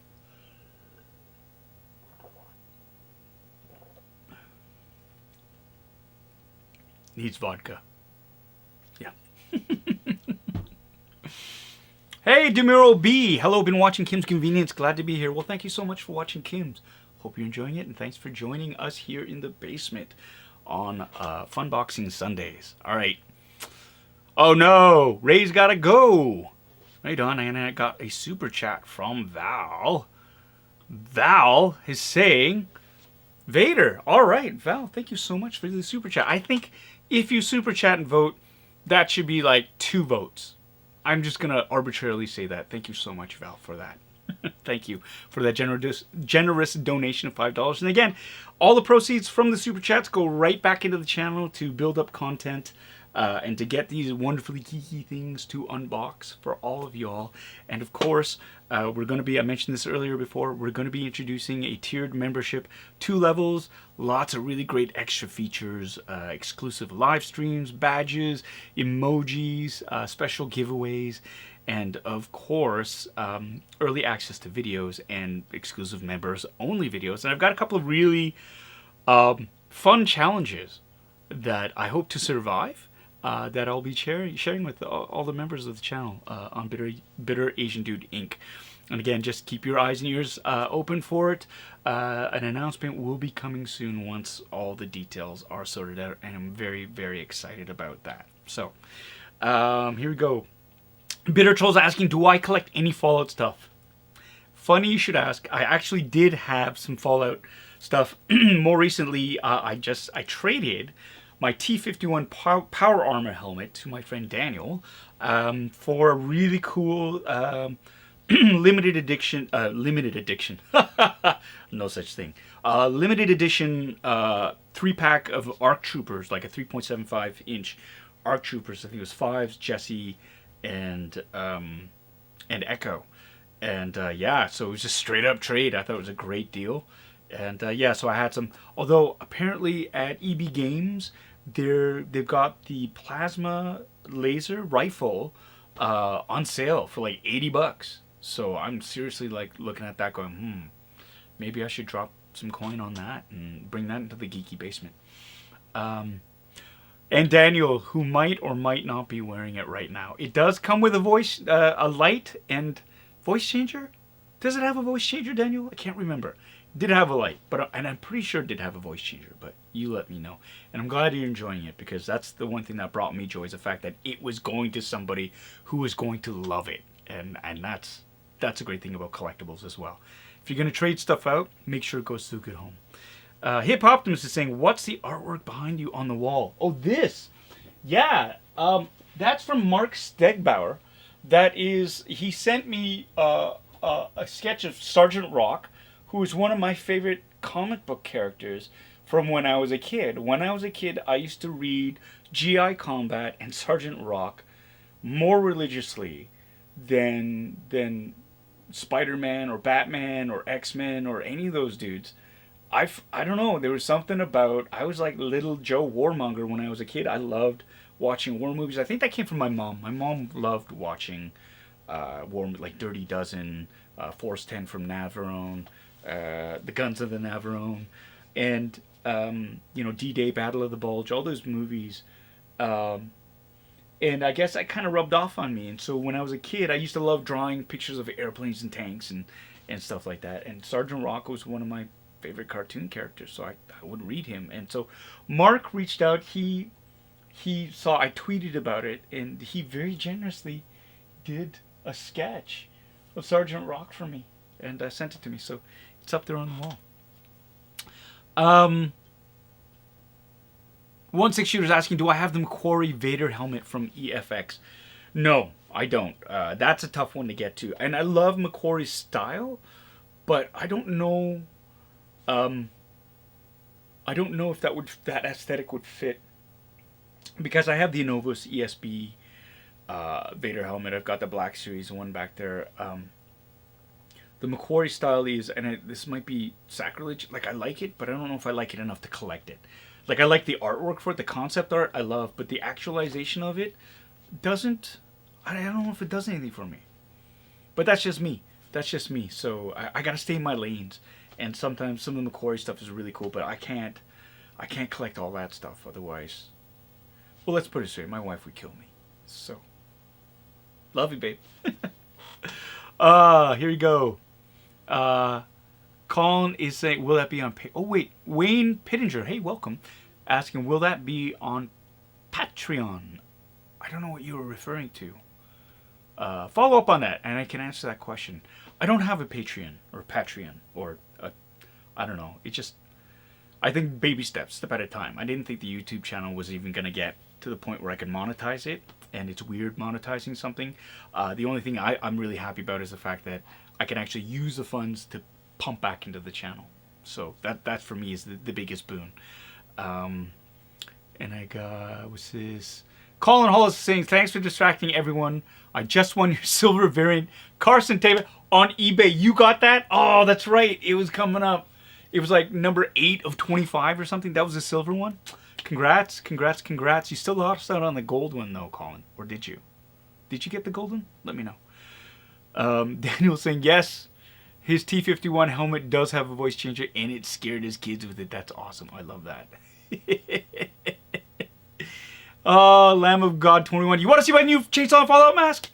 That's a great mashup of Simpsons. I love it. Extra points to you. 1-6 shooter with a super chat.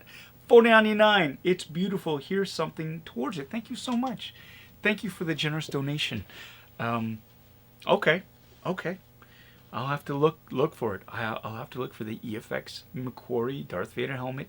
I mean, if the Bitter Brigade demands it, you gotta do it, right? You gotta do it. Oh, okay. So he's talking about the membership. At least that's what Bad Wolf Media is thinking. Yeah. What was the question again? Will that be on Patreon? Will what be on Patreon? On the membership? I think I need more clarification on that. I'm sorry. I'm feeling just a little bit slow right now. Yeah. Koluk, I just got the K4V2 HILT only. Again, I gotta source a chassis for it. I gotta source all the parts for it right now, and it's hard to get a chassis. Like the chassis that I'm looking for, 89SABERS, was originally it was on their Etsy site, but they're sold out, and I'm waiting for that to come back online or available because I love the idea of the rare earth magnets sort of attaching the speaker to the rest of the chassis, and it's still just making it easier to take the components out and fiddle with it if you wanted to. So I gotta wait. Or I can go on Shapeways or get another. There are a couple of generic chassis that I can fit in, but I kind of want the one that was being offered through 89SABERS. But I'm not sure if it's, again, for V2 or V1. Wayne is asking, he was referring to my monetization. I answered the question, okay. I think they may want to pay for membership through Patreon. Yeah, I don't know. Patreon, there was a saying that an old German theater director, Herbert Olschock from the Berliner Ensemble used to say. And he used to say it's like a pig staring at a watch. It's very fascinating, but he has no idea how it works. That's how I feel about Patreon and these other things sometimes. It's like, I feel like a pig staring at a watch. It's like, ooh, that's great. I have no idea how it works. So, there it is. Oh, there you go, Mike. There you go. Patreon is just a membership site that a lot of YouTubers use. You sign up through there, get exclusive vids, etc. But YouTube has memberships too. So it's basically a memberships program. I got it. Yeah, I'm going to stick with the YouTube lane right now, the membership lane. It just seems a little bit easier right now just because it's all in-house. So I'll stick with that. But if we grow enough and we find that perhaps Patreon will service the community better, then I'll go with that. It's a learning curve again. Tommy K. A time with money is like a mule with a spinning wheel. Finish it. Finish the quote, Tommy. Finish it. Okay, so we're at 8:42. Do you guys want to see a surprise unboxing? Something that was unexpected? Yes? No? I got something, just a little something waiting in the wings if you do. If you do. And there's Tommy coming through in the clutch. No one knows how he got it, and danged if he knows how to use it. Oh, the monorail episode is probably one of my favorites of all time. Yes, I'm seeing people saying yes, yes, yes, yay. Oh, Melissa K, surprise you, it's your birthday. Oh, no pressure there. Okay, hold on. Y'all sit tight, and I am going to grab something cool, I hope.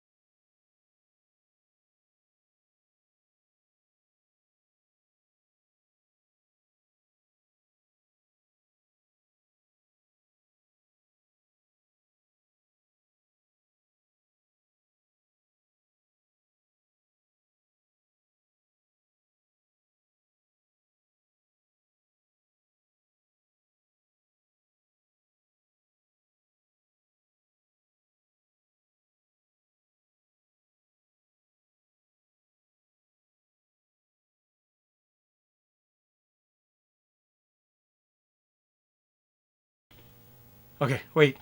Wrong. Okay, I'm back. Sorry. Oh,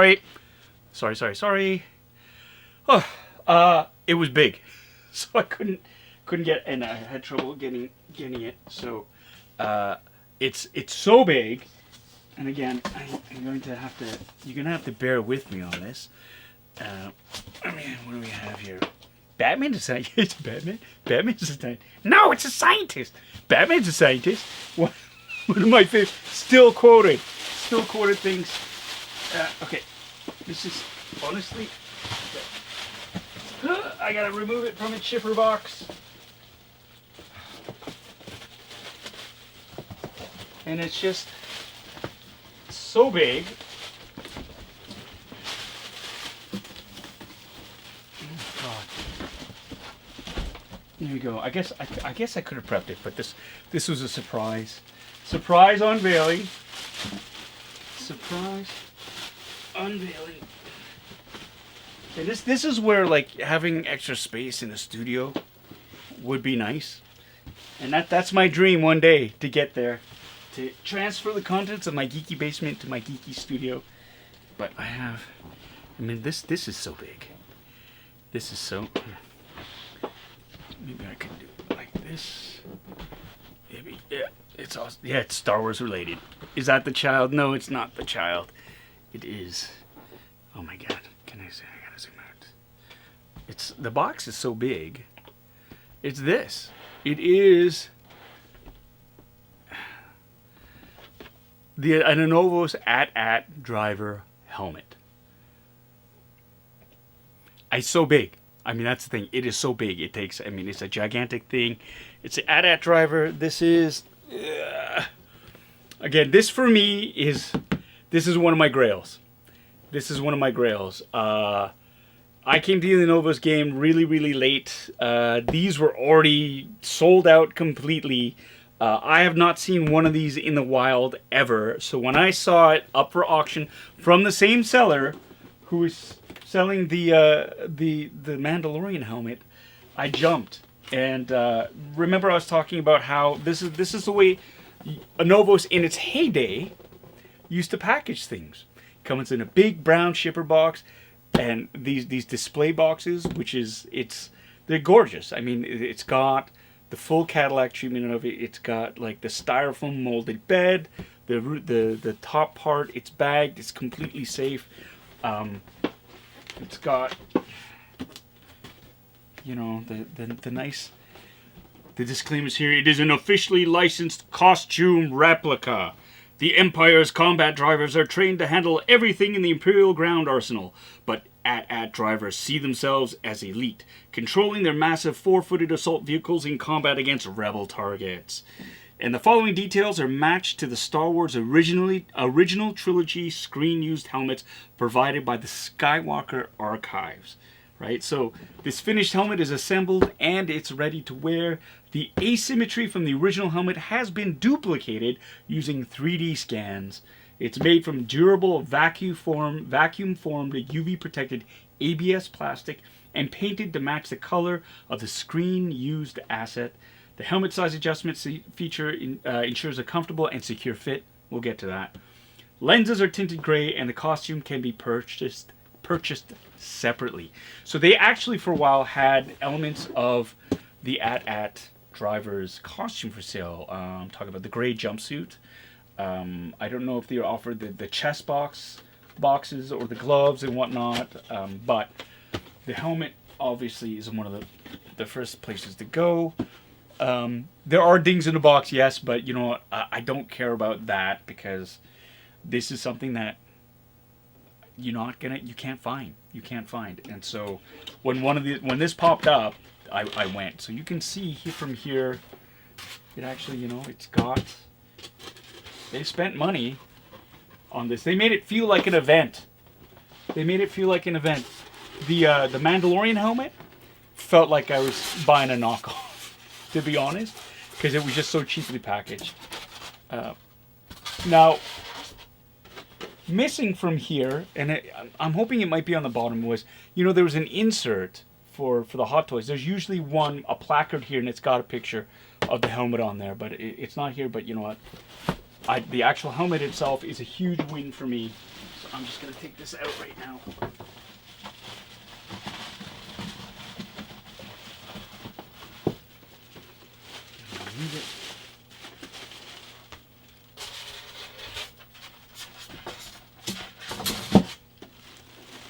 Here it is. There it is. It's mammoth. This is very reminiscent of my TIE Pilot helmet. It's oversized, very similar. What I love is their metal tusks. It's got. It basically is a TIE Pilot's helmet with extra greeblies on it. That's it. You've got these little metal. I think these are automotive parts. The hoses with the. I can't even remember what they're called. I'm just so jazzed to get it, and of course the canisters on the back. And if you were to fully do it out, there'd be ribbed hoses that come across and connect to the chest guard, much like a TIE Pilot helmet. I don't know why I can't say TIE Pilot, because I want to say TIE Fighter. TIE Fighter Pilot. TIE Pilot helmet. Anyways, a pilot's helmet. So there's that.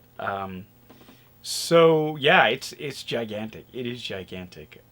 Take care, Bitter Troll. Thanks so much for watching. Live stream. Hopefully we'll catch you next week. Bad Wolf Meat is asking, was the Din Djarin helmet in the ANOVOS packaging or repacked by the seller? No, it's actually in the ANOVOS packaging. That's what they've done now. They were switching, and I'd seen reviews on it where ANOVOS, they've completely gone bare bones in terms of the shipping product. They put it in a bag with peanuts, styrofoam peanuts in it, and that's it. And that's to cut down on costs.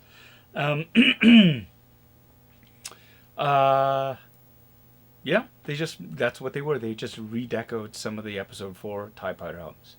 So that's it. And so you want to look, and this is very light. It's ABS plastic, just like my TK helmet, like my TIE Pilot helmet. It's not fiberglass. Later on, I think in Rogue One, for example, the helmets, they moved from ABS plastic to more, I think, fiberglass ones. They were all symmetrical. They lost a lot of that quality. They made it just completely uniform.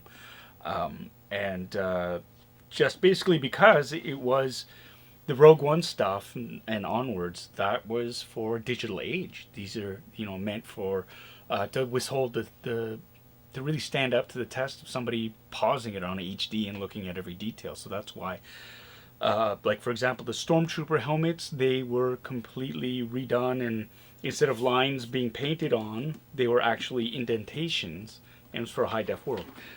So the inside of the pilot's helmet has, it's got the hard hat configuration. You can adjust the size of the skull from here, right? You can adjust these things.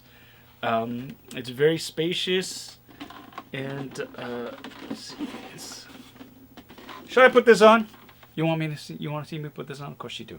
But before I do that, Robert Donatello with a fantastically generous $25 super chat donation.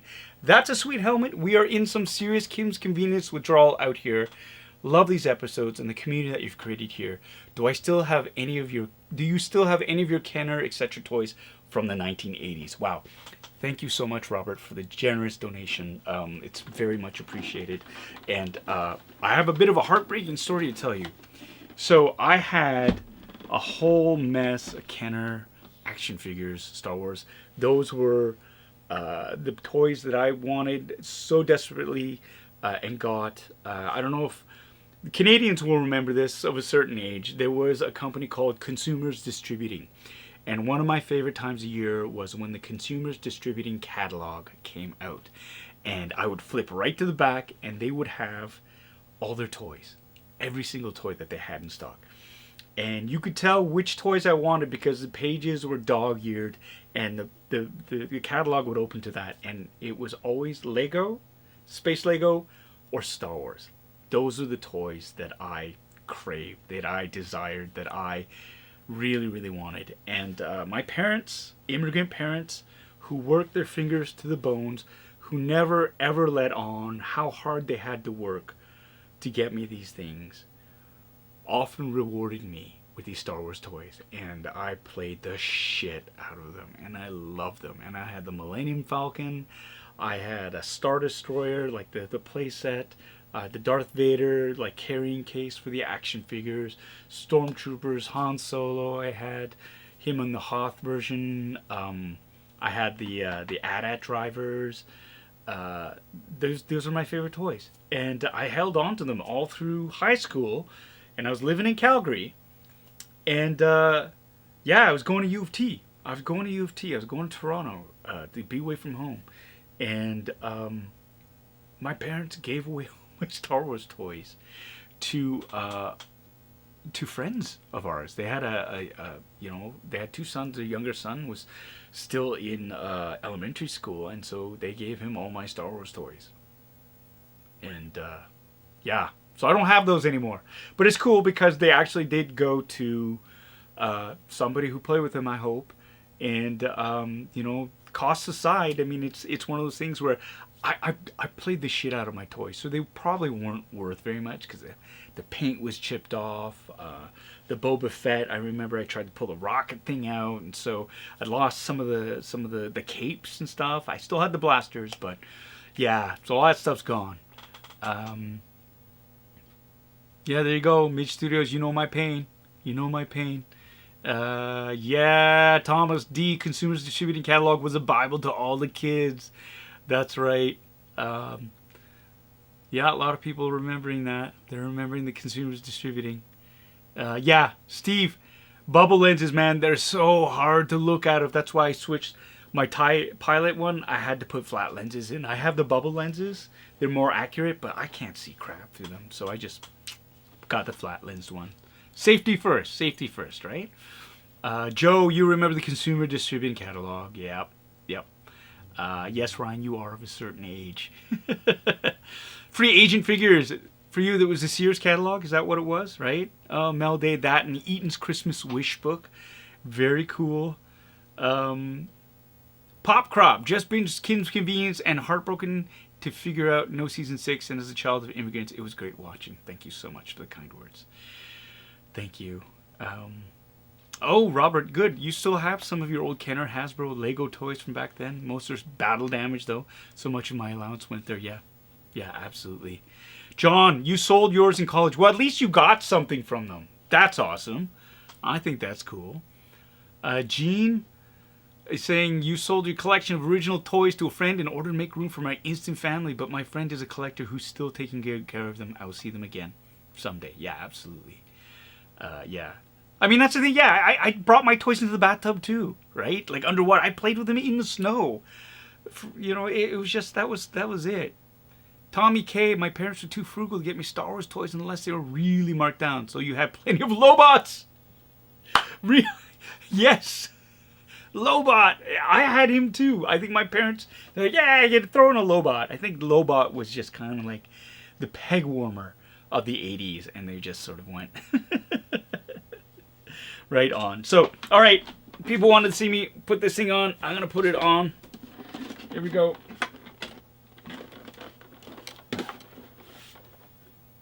So like we said before, with the bubble lenses, it's super hard to see out of. There is a lot of room in this helmet. It's very echoey. But the cool thing is there's room for fans. If I wanted to do an AT-AT driver build, there's room for fans in here. It feels like my TIE pilot helmet, although it's not as snug. My TIE helmet actually has an inner lining that I got from Imperial Boots. That was supposed to be for my X-Wing pilot helmet, but didn't fit in there. But there's plenty of room in my TIE pilot helmet. So I put it in there, and so it's very snug. Yeah, and comfortable, and I could see out of it. This one, bubble lenses, man. Kiss of death. Kiss of death. Robert Dunn, Lobots or GoBots? Yeah, GoBots, which were the poor man's Transformers. That's the one thing I never got, though. My parents didn't get me. They were like, Star Wars toys, enough. No G.I. Joes either. No G.I. Joes, just the Star Wars. So they kept me happy that way. Tommy K. I'm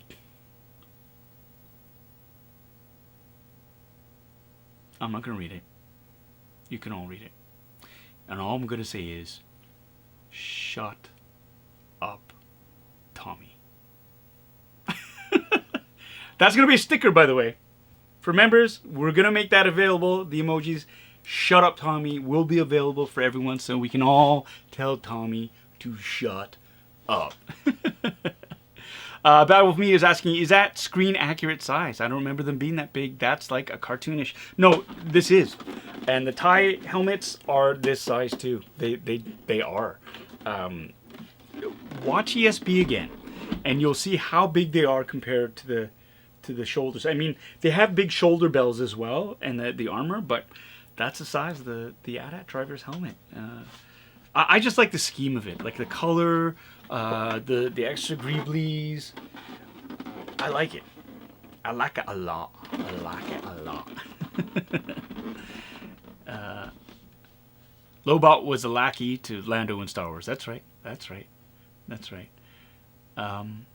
Yeah, Melissa K, you'll dig them up. You'll find them, and then you will go, whoa, there they are. All right. See you later, Mel. It's time to go. It's 9:00 p.m. You got to go see Unforgotten on PBS. And you know what? That's actually a great way to end this, because Mel has to go. Almost dropped. It wasn't going to fall off. It felt like it was going to, and my life just flashed before my eyes. I'm so happy I got this, right? This is part of the fun of collecting, is finding those grails, those unattainable things that you think, oh, I'm never gonna get that, but it's something that's on your radar, and when you finally get to see one of these things in the wild, you jump on it, or if you have the ability to do that like I did. So I'm very, very thankful for that, but I'm also thankful for everybody who's tuned in tonight. Thank you so much. Sundays is my favorite time of the week.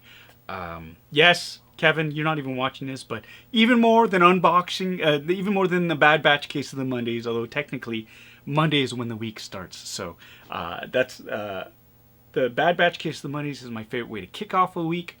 Funboxing Sundays is my favorite way to end a week, and it wouldn't be possible with everybody out there. So from me to you, from the bottom of my heart, thank you so much for tuning in. For you first timers out there, I hope you had a lot of fun. We keep doing this, you keep showing up, I'll keep unboxing things. And again, hey, COVID's still out there. As unbelievable as it is still out there, and the variants are surging, but only in the unvaccinated population. And this is my soapbox moment, so forgive me, but I really care about all of you. So if you can, please get vaccinated. They work. And if enough of us get vaccinated, we're going to be able to even defeat those variants, get rid of the Delta, the Lambda, the Omegas, all of those variants. Let's get back to normal. Let's stop having to wear masks in public. Let's start being able to hug each other and hang out with each other at cons, at restaurants, at parties, in our homes. Let's do that. So take care of yourselves out there. Get vaccinated. Keep wearing a mask. Wash your hands. Stop touching your face. And yeah, may the force be with you. We'll see y'all next Sunday. Thanks for tuning in. Take care.